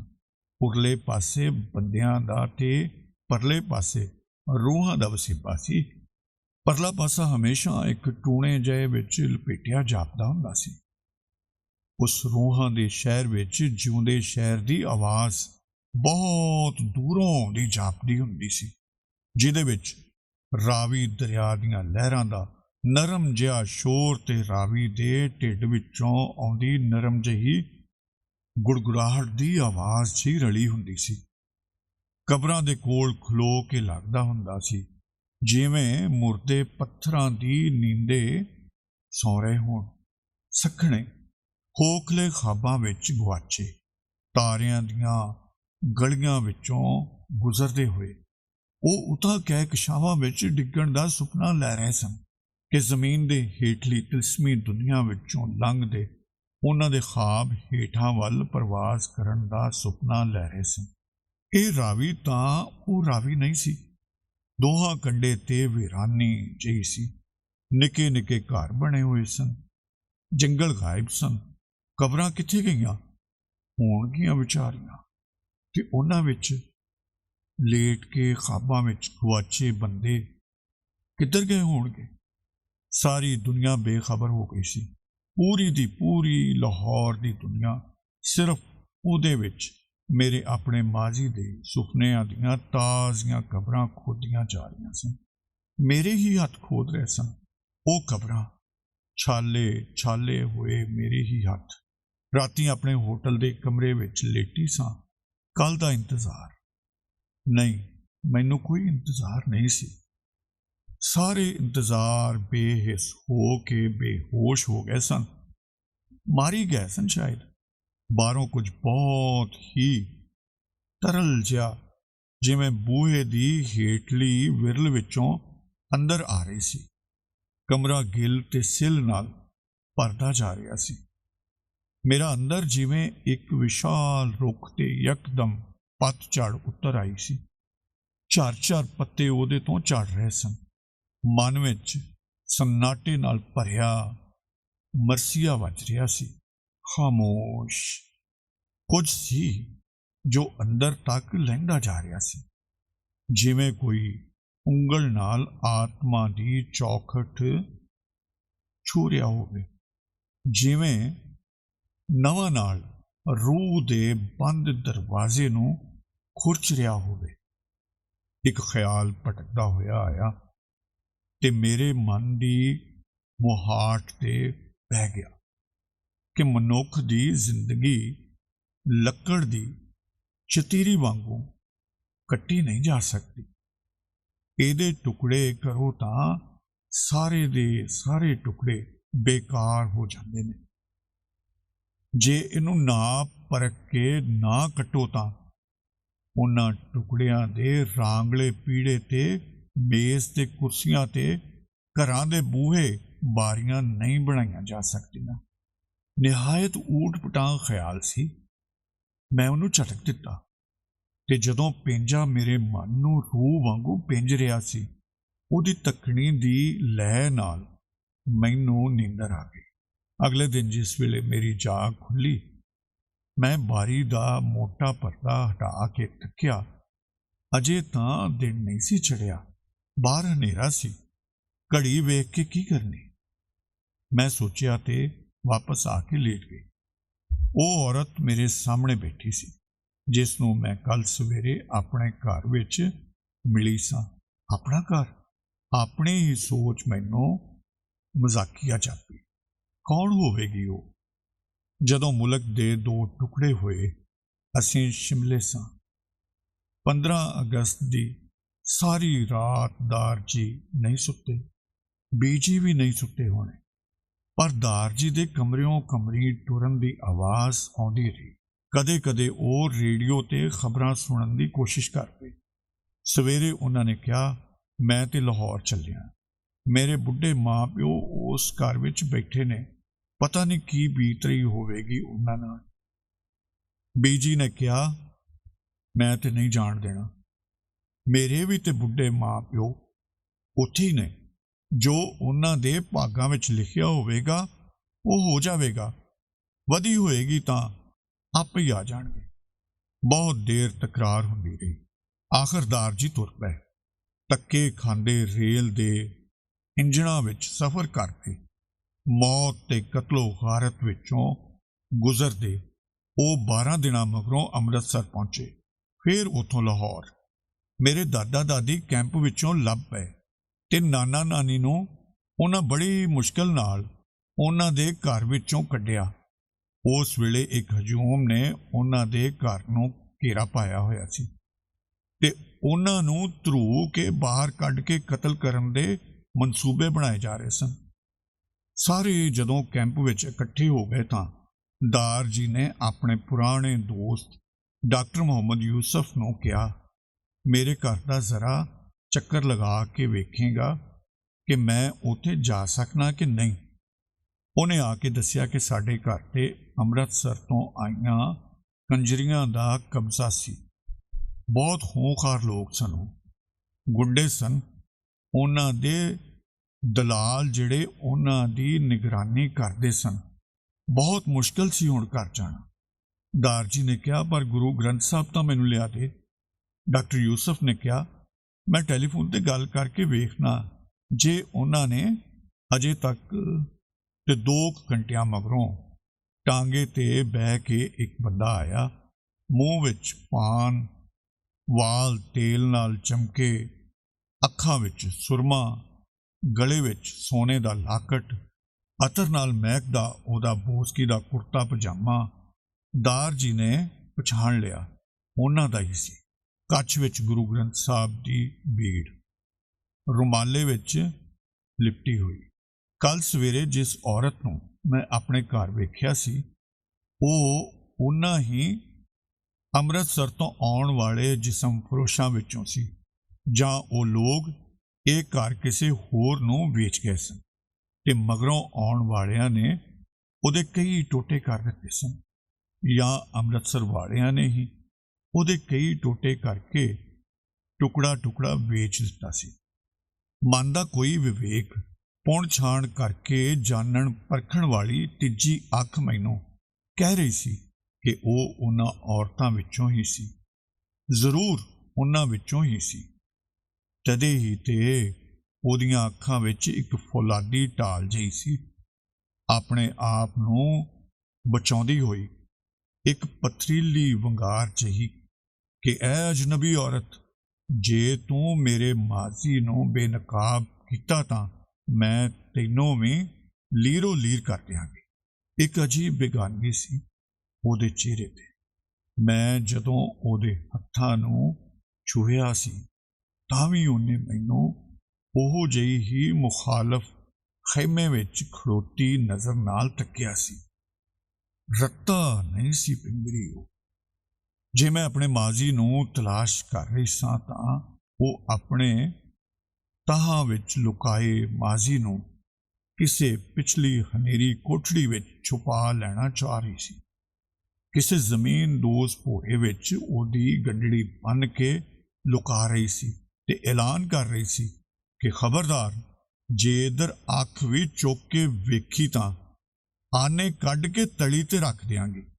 ਮੇਰੀ ਆਪਣੀ ਮਜਬੂਰੀ ਸੀ, ਉਹਦੀ ਆਪਣੀ ਮਜਬੂਰੀ ਸੀ।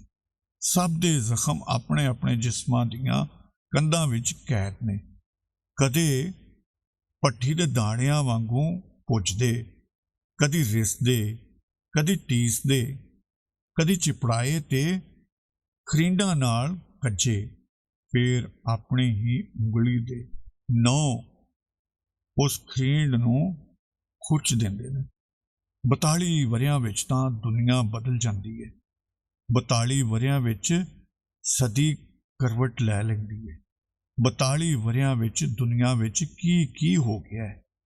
Vietnam, Africa, Korea, Hindustan, Pakistan ਦੀਆਂ ਜੰਗਾਂ, ਚੀਨ ਨਾਲ ਦੋਸਤੀਆਂ ਤੇ ਫੇਰ ਲਹੂ ਪੀਣੀਆਂ ਦੁਸ਼ਮਣੀਆਂ ਤੇ ਫੇਰ ਦੋਸਤੀਆਂ ਲਈ ਵੱਧ ਰਹੇ ਹੱਥ, ਈਰਾਨ ਤੇ ਇਰਾਕ ਦੀ ਲੰਮੀ ਜੰਗ, ਰੋਮ ਦਾ ਟੁੱਟਣਾ, ਯਾਨੀ ਸਾਡੇ ਬਚਪਨ ਤੇ ਚੜ੍ਹਦੀ ਜਵਾਨੀ ਦੇ ਬਹਿਸ਼ਤ ਦਾ ਟੁੱਟ ਕੇ ਖੇਰੂ ਹੋਣਾ, ਇਸਰਾਈਲ ਤੇ ਫਲਸਤੀਨੀਆਂ ਦੇ ਲਹੂ ਭਿੱਜੇ ਝਗੜੇ, ਬੋਸਨੀਆ ਤੇ ਹਰਜ਼ਗੋਵੀਨਾ ਵਿੱਚ ਡੁੱਲਦਾ ਲਹੂ, ਦੁਨੀਆ ਦੇ ਕਿਸੇ ਵੀ ਗੋਸ਼ੇ ਵਿੱਚ ਜਿਸ ਕਿਸੇ ਦੇ ਪਿੰਡੇ ਤੇ ਜ਼ਖਮ ਲੱਗਦਾ ਹੈ, ਉਹਦਾ ਦਰਦ ਤਾਂ ਇਸ ਧਰਤੀ ਤੇ ਰਹਿਣ ਵਾਲਾ ਹਰ ਬੰਦਾ ਹੰਡਾਉਂਦਾ ਹੈ। ਇਹ ਵੱਖਰੀ ਗੱਲ ਹੈ ਕਿ ਹਸਾਸ ਮਨੁੱਖ ਨੂੰ ਦਰਦ ਜ਼ਿਆਦਾ ਹੁੰਦਾ ਹੈ ਤੇ ਜਿਹਨੂੰ ਦੁਨੀਆ ਵਿੱਚ ਹੋ ਰਹੇ ਕਿਸੇ ਵੀ ਤਸ਼ੱਦਦ ਦੀ ਕੋਈ ਖਬਰ ਨਹੀਂ, ਉਹਦੇ ਤੇ ਅਸਰ ਕਿਸੇ ਨਾ ਕਿਸੇ ਅਦੁੱਖ ਤਰੀਕੇ ਨਾਲ ਪੈਂਦਾ ਹੈ। ਅੱਖ ਦੇ ਵੇਖਣ ਦੀ ਸੀਮਾ ਹੀ ਸਾਡਾ ਸੰਸਾਰ ਤੈਅ ਕਰਦੀ ਹੈ। 42 ਵਰਿਆਂ ਵਿੱਚ ਉਸ ਔਰਤ ਦੀ ਵੀ ਜ਼ਿੰਦਗੀ ਬਦਲ ਗਈ ਹੋਵੇਗੀ। ਸ਼ਾਇਦ ਖੌਰੇ ਆਪਣੇ ਉਸ ਦਲਾਲ ਨਾਲ ਉਹਨੇ ਵਿਆਹ ਕਰਵਾ ਲਿਆ ਹੋਵੇ ਤੇ ਹੁਣ ਉਹਦਾ ਜਵਾਨ ਪੁੱਤਰ ਮਕਾਨ ਦੇ ਹੇਠਾਂ ਅੰਡਿਆਂ ਡਬਲ ਰੋਟੀਆਂ ਦੀ ਦੁਕਾਨ ਚਲਾ ਰਿਹਾ ਹੋਵੇ। ਕੀ ਪਤਾ ਬਾਕੀ ਦੀਆਂ ਸਾਥਣਾਂ ਨੂੰ ਉਹਨਾਂ ਨੇ ਹੀਰਾ ਮੰਡੀ ਦੇ ਚੁਬਾਰਿਆਂ ਤੇ ਵੇਚ ਦਿੱਤਾ ਹੋਵੇ। ਹੀਰਾ ਮੰਡੀ ਜਿਹਦਾ ਤਵਾਫ ਸਿਰਫ ਮੰਟੋ ਦੀਆਂ ਕਹਾਣੀਆਂ ਰਾਹੀਂ ਹੋਇਆ ਸੀ। ਮੈਨੂੰ ਹੀਰਾ ਮੰਡੀ ਅਜੇ ਵੀ ਹੋਵੇਗੀ ਉਸੇ ਤਰ੍ਹਾਂ। ਸੱਚ ਮਨੋਂ ਮੈਂ ਬਿਲਕੁਲ ਵੀ ਵਾਪਸ ਨਹੀਂ ਸਾਂ ਜਾਣਾ ਚਾਹੁੰਦੀ ਉਸ ਘਰ। ਮੈਨੂੰ ਪਤਾ ਸੀ ਸਿਰਫ ਜ਼ਖਮਾਂ ਨੂੰ ਖੁਰਚਣ ਵਾਲੀ ਹੀ ਗੱਲ ਹੈ, ਪਰ ਫਿਰ ਸੋਚਿਆ ਸ਼ਾਇਦ ਇਹ ਮੇਰੀ ਹਯਾਤੀ ਦੀ ਆਖਰੀ ਫੇਰੀ ਹੋਵੇ। ਇਸ ਸ਼ਹਿਰ ਵਿੱਚ ਅੱਗੇ 42 ਵਰੇ ਲੰਘ ਗਏ ਨੇ, ਮਨੁੱਖ ਦੀ ਪੌਣੀ ਉਮਰ। ਮੈਂ ਟੈਕਸੀ ਲਈ ਤੇ ਚੈਂਬਰਲਿਨ ਰੋਡ ਵੱਲ ਤੁਰ ਪਈ। ਘਰ ਵੀ ਕੀ ਸ਼ਹਿਰ, ਮੈਂ ਸੋਚ ਰਹੀ ਸਾਂ। ਬੰਦਾ ਇਹਨੂੰ ਤਮੀਰ ਕਰਦਾ ਹੈ ਤੇ ਫਿਰ ਇਹਦੇ ਵਿੱਚ ਘਿਰ ਕੇ ਬਹਿ ਜਾਂਦਾ ਹੈ। ਉਹਨੂੰ ਧੋਂਦਾ, ਪੂੰਝਦਾ, ਲਿਸ਼ਕਾਉਂਦਾ ਰਹਿੰਦਾ ਹੈ। ਉਹਦੀ ਰੂਹ ਕਤਰਾ ਕਤਰਾ ਉਸ ਘਰ ਦੀਆਂ ਕੰਧਾਂ ਵਿੱਚ ਸਮਾਉਂਦੀ ਰਹਿੰਦੀ ਹੈ। ਉਹ ਘਰ ਉਹਦੀ ਗੁਜ਼ਰ ਰਹੀ ਜ਼ਿੰਦਗੀ ਦਾ ਚਸ਼ਮਦੀਦ ਗਵਾਹ ਬਣ ਜਾਂਦਾ ਹੈ। ਸਾਰੇ ਸੁੱਖ ਦੁੱਖ, ਸਾਰੇ ਸੰਤਾਪ ਤੇ ਦਰਦ, ਸਾਰੀਆਂ ਖੁਸ਼ੀਆਂ ਤੇ ਕਹਿ ਕਹੇ, ਸਾਰੀਆਂ ਉਦਾਸੀਆਂ ਤੇ ਬੁਲਾਸ, ਸਾਰੇ ਨਗਮੇ ਤੇ ਵੈਣ, ਉਹ ਘਰ ਚੁੱਪਚਾਪ ਸੁਣਦਾ, ਵੇਖਦਾ, ਮਹਿਸੂਸ ਕਰਦਾ ਰਹਿੰਦਾ ਹੈ। ਬੰਦੇ ਦੀ ਰੂਹ ਦੀ ਪ੍ਰਵਾਸ ਉਸ ਘਰ ਦੀਆਂ ਛੱਤਾਂ ਤੇ ਮੁੰਡਰਾਉਂਦੀ ਰਹਿੰਦੀ ਹੈ। ਭਾਵੇਂ ਉਸ ਘਰ ਤੋਂ ਉਹ ਕਿੰਨਾ ਵੀ ਦੂਰ ਚਲਾ ਜਾਵੇ, ਉਸ ਘਰ ਦੇ ਉੱਤੇ ਜਿਹੜਾ ਅਸਮਾਨ ਹੁੰਦਾ ਹੈ ਉਹ ਦੁਨੀਆ ਭਰ ਵਿੱਚ ਹੋਰ ਕਿਧਰੇ ਨਹੀਂ ਹੁੰਦਾ। ਰਾਤੀ ਜਦੋਂ ਤਾਰੇ ਸਫ਼ਰ ਕਰਦੇ ਨੇ ਤਾਂ ਉਸੇ ਘਰ ਦੀਆਂ ਮਮਟੀਆਂ ਤੇ ਬਨੇਰਿਆਂ ਤੋਂ ਉਹਨਾਂ ਦੇ ਫਾਸਲੇ ਨੂੰ ਤੱਕ ਕੇ ਠੀਕ ਵਕਤ ਲੱਭਿਆ ਜਾ ਸਕਦਾ ਹੈ। ਉਹ ਘਰ ਗਵਾਚ ਜਾਵੇ ਤਾਂ ਉਹ ਵਕਤ ਵੀ ਗਵਾਚ ਜਾਂਦਾ ਹੈ, ਕਿਉਂਕਿ ਹਰ ਅਜਨਬੀ ਅਸਮਾਨ ਦੇ ਤਾਰੇ ਵੀ ਅਜਨਬੀ ਹੁੰਦੇ ਨੇ ਤੇ ਉਹਨਾਂ ਦੀ ਤੋਰ ਦੀ ਮਟਕ ਤੇ ਰਫ਼ਤਾਰ ਵੀ ਗੜਬੜਾ ਜਾਂਦੀ ਹੈ। ਤਾਰਿਆਂ ਨਾਲ ਤੁਰਦਾ ਵਕਤ ਰਾਹ ਭੁੱਲ ਕੇ ਭਟਕ ਜਾਂਦਾ ਹੈ। ਮੈਂ ਸੋਚ ਰਹੀ ਸਾਂ ਕਿ ਜ਼ਿੰਦਗੀ ਦਾ ਵਹਿਣ ਕਿਸ ਤਰ੍ਹਾਂ ਬਦਲ ਜਾਂਦਾ ਹੈ। ਇੱਕ ਆਦਮੀ ਕਿਸੇ ਗਲਤ ਜਾਂ ਠੀਕ ਸੁਪਨੇ ਨੂੰ ਲੈ ਕੇ ਕਿਸ ਪਾਸੇ ਤੁਰਨਾ ਸ਼ੁਰੂ ਕਰ ਦਿੰਦਾ ਹੈ ਤੇ ਲੋਕ ਉਹਦੇ ਪਿੱਛੇ ਲੱਗ ਤੁਰਦੇ ਨੇ ਤੇ ਆਉਣ ਵਾਲੀਆਂ ਨਸਲਾਂ ਦਾ ਭਵਿੱਖ ਬਦਲ ਜਾਂਦਾ ਹੈ। ਉਂਝ ਭਵਿੱਖ ਹੈ ਵੀ ਕੀ, ਤੇ ਕੀ ਸੱਚਮੁੱਚ ਉਹ ਬਦਲ ਹੀ ਜਾਂਦਾ ਹੈ? ਜਿਨ੍ਹਾਂ ਹਿਟਲਰ, ਮੁਸੋਲਿਨੀ, ਸਟਾਲਿਨ ਸਭ ਦੇ ਆਪਣੇ ਆਪਣੇ ਸੁਪਨੇ ਸਨ, ਆਪਣੀਆਂ ਨਜ਼ਰਾਂ ਵਿੱਚ ਬਿਲਕੁਲ ਸਹੀ ਤੇ ਠੀਕ ਦੁਨੀਆ ਨੂੰ ਬਦਲ ਦੇਣ ਦੇ ਸੁਪਨੇ। ਆਪਣੇ ਆਪਣੇ ਤਰੀਕੇ ਨਾਲ ਉਸ ਵੇਲੇ ਉਹ ਸਾਰੇ ਇਮਾਨਦਾਰੀ ਨਾਲ ਚੰਗੇਰੀ ਦੁਨੀਆ ਦਾ ਤੇ ਆਪਣੇ ਪਿੱਛੇ ਆਉਣ ਵਾਲੇ ਲੋਕਾਂ ਦੇ ਚੰਗੇਰੇ ਭਵਿੱਖ ਬਾਰੇ ਹੀ ਤਾਂ ਸੋਚ ਰਹੇ ਹੋਣਗੇ ਨੇ।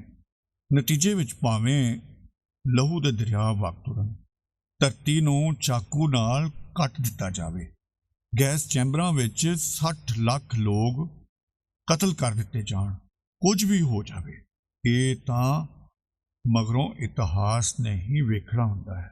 ਉਹ ਜਿਹੜੇ ਇਹਨਾਂ ਸੜਕਾਂ ਤੇ ਛੁਰੇ ਲੈ ਕੇ ਘੁੰਮਦੇ ਹੁੰਦੇ ਸਨ, ਉਹ ਜਾਣਦੇ ਸਨ ਕਿ ਕੱਲ ਕੀ ਹੋਵੇਗਾ।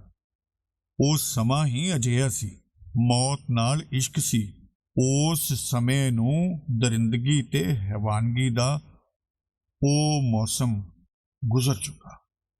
ਕੀ ਵਾਕਈ ਗੁਜ਼ਰ ਚੁੱਕਿਆ ਹੈ? ਉਹਨਾਂ ਵਿੱਚੋਂ ਕਈ ਤਾਂ ਕਬਰਾਂ ਵਿੱਚ ਜਾ ਲੇਟੇ ਹੋਣਗੇ। ਮਨੁੱਖ ਮਰ ਜਾਂਦਾ ਹੈ, ਸਿਰਫ ਉਹਦੇ ਮਨ ਦੀਆਂ ਨਫ਼ਰਤਾਂ ਮੁਹੱਬਤਾਂ ਅਗਲੀ ਨਸਲ ਦੇ ਸਾਹਾਂ ਵਿੱਚ ਉਤਰ ਜਾਂਦੀਆਂ ਨੇ। ਪਰ ਕੌਣ ਛਾਤੀ ਠੋਕ ਕੇ ਕਹਿ ਸਕਦਾ ਹੈ ਕਿ ਇਸ ਚੀਰੀ ਹੋਈ ਧਰਤੀ ਦੇ ਦੋਹੇ ਪਾਸੇ ਵਸਣ ਵਾਲੇ ਲੋਕਾਂ ਦੀਆਂ ਭੁੱਖਾਂ ਤੇ ਬੇਹਾਲੀਆਂ, ਦੁੱਖ ਸੁੱਖ ਤੇ ਸੁਪਨੇ ਅਜੇ ਵੀ ਸਾਂਝੇ ਨੇ? ਉਂਝ ਸੋਚੋ ਤਾਂ ਇਤਿਹਾਸ ਹੈ ਹੀ ਕੀ? ਇੱਕ ਧੁੰਦ, ਅੰਨੀ ਬੋਲੀ ਧੁੰਦ, ਜਿਸ ਨੂੰ ਜਿਵੇਂ ਜੀ ਕਰੇ ਫੜ ਕੇ ਮੋਲਡ ਕਰ ਲਵੋ ਤੇ ਜੋ ਦਿਲ ਕਰੇ ਘੜ ਲਵੋ। ਅਸਲੀ ਇਤਿਹਾਸ ਤਾਂ ਉਹ ਏ ਜਿਹੜਾ ਵਕਤ ਦੇ ਲਗਾਤਾਰ ਭੁਰਦੇ ਕੰਢਿਆਂ ਵਾਂਗੂ ਖੁਰਦੇ ਭੁਰ ਕੇ ਪਾਣੀਆਂ ਵਿੱਚ ਵਹਿ ਜਾਂਦਾ ਹੈ। ਉਸ ਖੁਰ ਗਏ ਤੇ ਵਹਿ ਗਏ ਇਤਿਹਾਸ ਵਿੱਚ ਸਾਡੀ ਆਪਣੀ ਹੋਂਦ ਤੇ ਆਪਣੀ ਆਈਡੈਂਟੀਟੀ ਵੀ ਖੁਰ ਕੇ ਵਹਿ ਜਾਂਦੀ ਹੈ। ਇਤਿਹਾਸ ਸਾਨੂੰ ਸਮਝਾ ਦਿੰਦਾ ਹੈ ਕਿ ਅਸੀਂ ਖੁਦ ਇਤਿਹਾਸ ਦਾ ਹੀ ਇੱਕ ਪੰਨਾ ਹਾਂ, ਜਿਹੜਾ ਕੱਲ੍ਹ ਨੂੰ ਹਵਾ ਵਿੱਚ ਫੜਫੜਾਉਂਦਾ ਹੋਇਆ ਚੀਥੜਾ ਹੋ ਜਾਏਗਾ। ਜ਼ਿੰਦਗੀ ਦੇ ਪੱਤੇ ਲਗਾਤਾਰ ਡਿੱਗਦੇ ਰਹਿੰਦੇ ਨੇ, ਖਾਕ ਤੇ ਖਾਦ ਵਿੱਚ ਤਬਦੀਲ ਹੁੰਦੇ ਰਹਿੰਦੇ ਨੇ। ਚੈਂਬਰਲਿਨ ਰੋਡ 'ਤੇ ਮੈਂ ਉਸ ਘਰ ਦੇ ਅੱਗੇ ਟੈਕਸੀ ਰੋਕੀ, ਪੁੱਛਿਆ, ਥੋੜ੍ਹਾ ਇੰਤਜ਼ਾਰ ਕਰੋਗੇ? ਵਾਪਸ ਹੋਟਲ ਹੀ ਜਾਣਾ ਹੈ। ਉਹ ਮੰਨ ਗਿਆ, ਖਿੜੇ ਮੱਥੇ ਮੰਨ ਗਿਆ। ਮੈਂ ਘਰ ਵੱਲ ਵੇਖਿਆ। ਠਹਿਰੀ ਹੋਈ ਹਵਾ ਤੇ ਹੁਮਸ ਵੱਲ ਖੁੱਲ੍ਹਦੀਆਂ ਬਾਰੀਆਂ ਉਬਾਸੀਆਂ ਲੈ ਰਹੀਆਂ ਸਨ। ਮੈਂ ਥੱਕੇ ਕਦਮਾਂ ਨਾਲ ਹਨੇਰਿਆਂ ਤੇ ਸਿੱਲੀਆਂ ਪੌੜੀਆਂ ਚੜ੍ਹਨ ਲੱਗੇ। ਉੱਤੇ ਉਹੋ ਹੀ ਔਰਤ ਮਿਲੀ, ਕਰੋਸ਼ੀਏ ਨਾਲ ਲੈਸ ਉਣ ਰਹੀ ਸੀ। ਬੜਾ ਘਰੇਲੂ ਤੇ ਸਾਊ ਕਿਸਮ ਦਾ ਸੁੱਘੜ ਗ੍ਰਹਿਣੀ ਵਾਲਾ ਮੁਖੌਟਾ ਪਾਉਣ ਵਿੱਚ ਕਰੋਸ਼ੀਏ ਨਾਲ ਲੈਸ ਉਣਨ ਦਾ ਖਾਸ ਰੋਲ ਸੀ। ਅੱਜ ਉਹਦੀਆਂ ਅੱਖਾਂ ਵਿੱਚ ਫੌਲਾਦੀ ਦੀਵਾਰਾਂ ਨਹੀਂ ਸਨ, ਸਿਰਫ ਇੱਕ ਬੇਗਾਨਗੀ ਤੇ ਆਪਣੇ ਆਪ ਨੂੰ ਮੇਰੇ ਕੋਲੋਂ ਬਚਾ ਲੈਣ ਦੀ ਕੋਸ਼ਿਸ਼ ਸੀ, ਮੂੰਹ ਜ਼ੋਰ ਤੇ ਵੰਗਾਰਦੀ ਹੋਈ ਕੋਸ਼ਿਸ਼। ਮੈਂ ਆਸ-ਪਾਸ ਵੇਖਿਆ, ਬੀਜੀ ਦਾ ਕਮਰਾ ਕਿੱਥੇ ਸੀ, ਜਿਹਦੇ ਵਿੱਚੋਂ ਤੜਕਸਾਰ ਸੁਖਮਣੀ ਸਾਹਿਬ ਦੇ ਪਾਠ ਦੀ ਧੀਮੀ ਸੰਗੀਤਮਈ ਲੈ ਬੁੱਧ ਆਵਾਜ਼ ਆਇਆ ਕਰਦੀ ਸੀ। ਉਹ ਗੁਸਲਖਾਨੇ ਕਿੱਥੇ ਸੀ ਜਿਹਦੇ ਵਿੱਚੋਂ ਮੇਰੇ ਦਾਰ ਜੀ ਦੇ ਨਹਾਉਣ ਦੀ ਤੇ ਗੁਨਗੁਨਾਉਂਦਿਆਂ ਹੋਇਆਂ ਸ਼ਬਦ ਪੜ੍ਹਨ ਦੀ ਆਵਾਜ਼ ਆਇਆ ਕਰਦੀ ਸੀ। ਆਵਾਜ਼ ਜਿਹੜੀ ਗਰਮੀਆਂ ਦੀ ਰੁੱਤੇ ਸਿੱਧ ਪੱਧਰੀ ਤੇ ਸਮਤੋਲ ਰਹਿੰਦੀ ਤੇ ਸਿਆਲ ਦੀ ਰੁੱਤੇ ਕੱਸੀ ਹੋਈ ਰਬਾਬ ਦੀਆਂ ਤਾਰਾਂ ਵਾਂਗੂ ਚੁੰਚਣਾਉਂਦੀ, ਠਰ-ਠਰ ਕਰਦੀ, ਕੰਬਦੀ। ਕਿੱਥੇ ਸੀ ਉਹ ਰਸੋਈ ਜਿਸ ਵਿੱਚ ਸੁਬਾਹ ਸਵੇਰੇ ਤੋਂ ਲੈ ਕੇ ਡੂੰਘੀ ਰਾਤ ਤੱਕ ਕੁਝ ਨਾ ਕੁਝ ਪੱਕਦਾ ਰਹਿੰਦਾ। ਭਾਂਡੇ ਰਗੜ-ਰਗੜ ਕੇ ਚਮਕਾਏ ਜਾ ਰਹੇ ਹੁੰਦੇ। ਪਕਵਾਨ ਪੱਕਣ ਦੀ ਖੁਸ਼ਬੂ ਸਾਰੇ ਘਰ ਵਿੱਚ ਟਹਿਲਦੀ ਹੋਈ ਮਟਰ ਗਸ਼ਤ ਕਰਦੀ। ਇਸ ਖਟ-ਖਟ ਕਰਦੇ ਟੋਟਾ ਹੋਏ ਘਰ ਵਿੱਚ ਉਹ ਸਾਰਾ ਕੁਝ ਲੱਭਣਾ ਨਾਮੁਮਕਿਨ ਸੀ। ਮੈਂ ਉਸ ਔਰਤ ਕੋਲੋਂ ਪੁੱਛਿਆ, ਮੈਂ ਜ਼ਰਾ ਕੋਠੇ ਤੇ ਹੋ ਆਵਾਂ? ਉਹਨੇ ਕਿਹਾ, ਹੋ ਆਓ। ਉਹਨੇ ਚਿਰ ਵਿੱਚ ਮੈਂ ਸਕੰਜਵੀ ਬਣਾਉਣੀ ਆ। ਪੌੜੀਆਂ ਦੀਆਂ ਕੰਧਾਂ ਨੂੰ ਹੱਥਾਂ ਦੀਆਂ ਤਲੀਆਂ ਨਾਲ ਪਲੋਸਦੀ ਹੋਈ ਮੈਂ ਉੱਤੇ ਜਾ ਰਹੀ ਸਾਂ। ਸੋਚ ਰਹੀ ਸਾਂ, ਹੋਰ ਭਾਵੇਂ ਕੁਝ ਨਾ ਲੱਭੇ, ਉਹ ਅਸਮਾਨ ਤਾਂ ਹਾਲੇ ਵੀ ਨੀਲੇ ਬਾਟੇ ਵਾਂਗੂ ਇਸ ਘਰ ਦੇ ਉੱਤੇ ਮੁੱਦਾ ਵੱਜਿਆ ਹੋਵੇਗਾ, ਤੇ ਚਿੜੀਆਂ ਤੇ ਕਾਂ ਤੇ ਉਹ ਸਾਰੇ ਕਬੂਤਰ ਢਿੱਡ ਫੁਲਾ ਕੇ ਗਾਉਣ ਵਾਲੇ, ਗੋਲ ਗੋਲ ਘੁੰਮ ਕੇ ਜ਼ਿੰਦਗੀ ਦਾ ਜਸ਼ਨ ਮਨਾਉਣ ਵਾਲੇ। ਉੱਤੇ ਜਾ ਪਹੁੰਚੀ, ਧੁਰ ਕੋਠੇ ਤੇ। ਕੋਠਾ ਵੀ ਬਹੁਤ ਸੁੰਗੜਿਆ ਹੋਇਆ ਜਾਪਿਆ। ਸ਼ਾਇਦ ਕੋਠੇ ਦੇ ਵੀ ਬਹੁਤ ਸਾਰੇ ਟੁਕੜੇ ਹੋ ਚੁੱਕੇ ਸਨ। ਅਸਮਾਨ ਵੱਲ ਤੱਕਿਆ, ਬਹੁਤ ਦੂਰ ਸੀ ਤੇ ਲਾਪਰਵਾਹ, ਬੇਖਬਰ ਨੀਲਤਨ ਵਿੱਚ ਇੱਕ ਗੁਬਾਰ ਜਿਹਾ ਕੁੜਿਆ ਹੋਇਆ ਸੀ। ਮਿੱਟੀ ਸੀ, ਧੂਆਂ ਸੀ ਕਿ ਇਸ ਸ਼ਹਿਰ ਤੋਂ ਵਿਛੜੇ ਲੋਕਾਂ ਦੇ ਹੌਕੇ ਸਨ। ਮਮਟੀ ਕਿੱਥੇ ਗਈ? ਕਬੂਤਰ ਹੁਣ ਕਿੱਥੇ ਬਹਿ ਕੇ ਜ਼ਿੰਦਗੀ ਦਾ ਜਸ਼ਨ ਮਨਾਉਂਦੇ ਹੋਣਗੇ? ਚਿੜੀਆਂ ਕਿੱਥੇ ਬਹਿ ਕੇ ਦਾਣੇ ਚੁਗਦੀਆਂ ਹੋਣਗੀਆਂ? ਕਿੱਥੇ ਗਈਆਂ ਉਹ ਤਮਾਮ ਚਿੜੀਆਂ ਜਿਨ੍ਹਾਂ ਨੂੰ ਮੇਰੇ ਦਾਦਾ ਜੀ ਭੋਰ ਕੇ ਰੋਟੀ ਖਵਾਉਂਦੇ ਹੁੰਦੇ ਸਨ? ਇੱਕ ਬਦਹਵਾਸ ਜਿਹਾ ਗੁਬਾਰ ਚਾਰੇ ਪਾਸੇ ਫੈਲਿਆ ਹੋਇਆ ਸੀ। ਬਸ ਅਚਾਨਕ ਮੈਨੂੰ ਕੋਠੇ ਦੀ ਇੱਕ ਦੀਵਾਰ ਤੇ ਕੁਝ ਹਿਲਦਾ ਮਹਿਸੂਸ ਹੋਇਆ। ਇਹ ਉਹ ਦੀਵਾਰ ਸੀ ਜਿਹਦੇ ਪਿੱਛੇ ਕੋਲਿਆਂ ਤੇ ਲੱਕੜਾਂ ਵਾਲਾ ਕੋਠਾ ਹੋਇਆ ਕਰਦਾ ਸੀ, ਤੇ ਰਾਤੀਂ ਜਿਹਦੇ ਵਿੱਚੋਂ ਮੈਨੂੰ ਬਿੱਲੀਆਂ ਦੀਆਂ ਖੌਫਨਾਕ ਅੱਖਾਂ ਝਾਕਦੀਆਂ ਨਜ਼ਰ ਆਇਆ ਕਰਦੀਆਂ ਸਨ। ਮੈਂ ਗੌਰ ਨਾਲ ਵੇਖਿਆ। ਦੀਵਾਰ ਵਿੱਚੋਂ ਸਫੈਦ ਭਿੱਜੀ ਹੋਈ ਚਾਦਰ ਵਿੱਚ ਲਿਪਟੇ ਦਾਰ ਜੀ ਨਿਕਲ ਰਹੇ ਸਨ।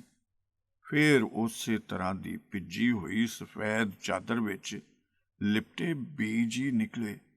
ਫਿਰ ਮੈਂ ਦਾਦਾ ਜੀ, ਦਾਦੀ ਜੀ ਚੁੱਪ-ਚਾਪ ਨਿਕਲੇ। ਪਲ ਭਰ ਮੇਰੇ ਵੱਲ ਖਾਮੋਸ਼ ਤੱਕਦੇ ਰਹੇ ਤੇ ਮੁੜ ਕੇ ਦੀਵਾਰ ਦੇ ਅੰਦਰ ਚਲੇ ਗਏ। ਮੈਂ ਕੰਬਦੀ ਹੋਈ ਇਸ ਦੀਵਾਰ ਦੀਆਂ ਇੱਟਾਂ ਨੂੰ ਤਲੀਆਂ ਨਾਲ ਪਲੋਸ ਰਹੀ ਸਾਂ। ਮੇਰੇ ਅੰਦਰੋਂ ਇੱਕ ਸੈਲਾਬ ਉੱਠ ਕੇ ਅੱਖਾਂ ਵਿੱਚ ਤੜਫਾ ਰਿਹਾ ਸੀ। ਉਸ ਕੰਧ ਵਿੱਚ ਮੇਰਾ ਮਾਜ਼ੀ ਹੀ ਨਹੀਂ, ਮੇਰੇ ਟੱਬਰ ਦੇ ਉਹ ਸਾਰੇ ਲੋਕ ਚੁਣੇ ਹੋਏ ਸਨ ਜਿਹੜੇ ਹੁਣ ਨਹੀਂ ਸਨ। ਭਾਵੇਂ ਉਹਨਾਂ ਦੇ ਕਲਬੂਤ ਬਹੁਤ ਪਹਿਲੋਂ ਉੱਥੋਂ ਰਵਾਨਾ ਕਰ ਗਏ ਸਨ, ਦੂਰ ਪਰਾਏ ਸ਼ਹਿਰ ਵਿੱਚ ਜਾ ਵਸੇ ਸਨ।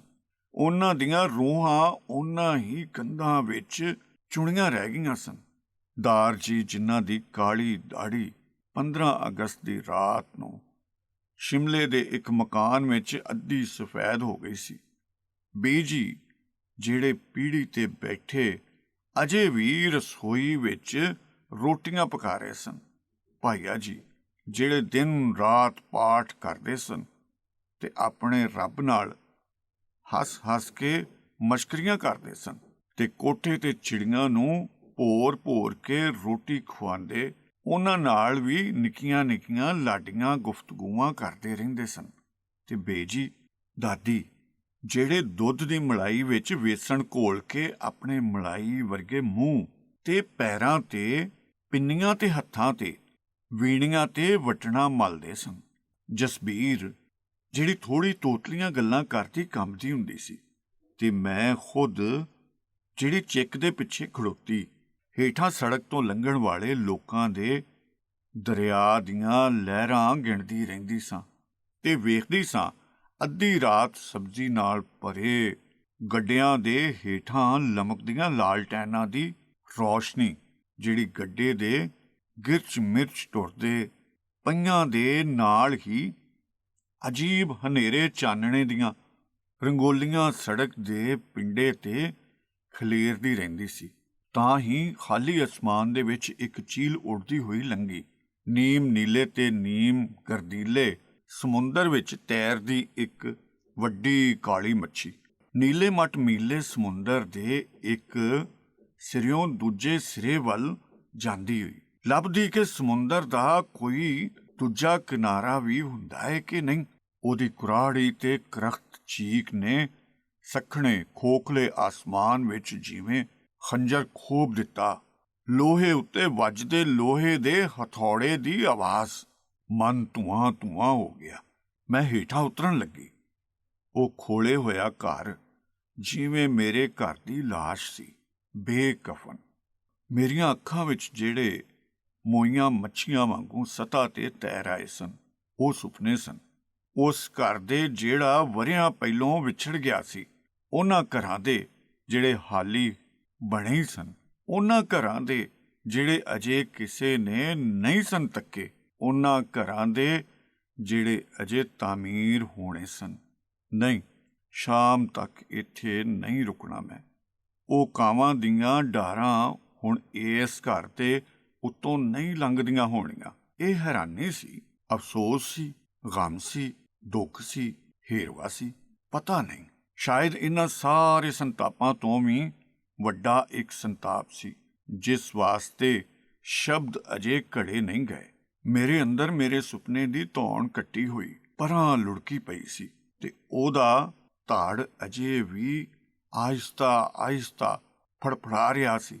ਕੱਟੀ ਹੋਈ ਧੌਣ ਵਿੱਚ ਜਿਹੜੀਆਂ ਹੈਰਾਨ ਅੱਖਾਂ ਆਪਣੇ ਹੀ ਕੱਟੇ ਹੋਏ ਧੜ ਨੂੰ ਫੜਫੜਾਉਂਦਿਆਂ ਤੱਕ ਰਹੀਆਂ ਸਨ ਤੇ ਬੇਹਿੱਸ ਹੋ ਰਹੇ ਖੰਭਾਂ ਨੂੰ ਆਪਣੇ ਹੀ ਪਿੰਡੇ ਵਿੱਚੋਂ ਰਿਸਦਾ ਲਹੂ ਭਿਉਂ ਰਿਹਾ ਸੀ। ਮੌਤ ਤੋਂ ਵੀ ਪਹਿਲੋਂ ਆਪਣੇ ਹੀ ਲਹੂ ਨਾਲ ਭਿੱਜ ਕੇ ਖੰਭਾਂ ਵਿੱਚੋਂ ਪਰਵਾਜ਼ ਮਰ ਰਹੀ ਸੀ। ਮੈਂ ਹੋਟਲ ਵਾਪਸ ਪਰਤ ਰਹੀ ਸਾਂ। ਗਲੀਆਂ ਸੜਕਾਂ ਤੇ ਪੁਰਾਣੀਆਂ ਰੂਹਾਂ ਦੇ ਤੁਰਨ ਦੀ ਆਵਾਜ਼ ਗੂੰਜ ਰਹੀ ਸੀ। ਰੂਹਾਂ ਹਾਂਟ ਕਰ ਰਹੀਆਂ ਸਨ। ਬਦਹਵਾਸ ਮੇਲਿਆਂ ਟੋਇਆਂ ਨਾਲ ਭਰੀਆਂ ਬਦਰੰਗ ਸੜਕਾਂ ਨੂੰ। ਰੂਹਾਂ ਤੇ ਗੁਜ਼ਰੇ ਜ਼ਮਾਨੇ ਤੇ ਮੋਏ ਹੋਏ ਸੁਪਨੇ। ਪੂਰਾ ਸ਼ਹਿਰ ਜਿਵੇਂ ਇੱਕ ਘੋਗਾ ਸੀ ਜਿਸ ਨੇ ਆਪਣੇ ਢਿੱਡ ਵਿੱਚ ਉਹਨਾਂ ਤਮਾਮ ਬੇਨਾਮ ਆਵਾਜ਼ਾਂ ਦੀ ਗੂੰਜ ਲੁਕੋਈ ਹੋਈ ਸੀ ਜਿਹੜੀਆਂ ਹੁਣ ਵੀ ਉਹਨਾਂ ਗਲੀਆਂ ਵਿੱਚੋਂ ਭਿੱਜੀ ਹੋਈ ਧੁੰਦ ਵਾਂਗੂ, ਗਰਮ ਭਾਫ ਵਾਂਗੂ ਬੇਆਵਾਜ਼ ਵਹਿੰਦੀਆਂ ਜਾ ਰਹੀਆਂ।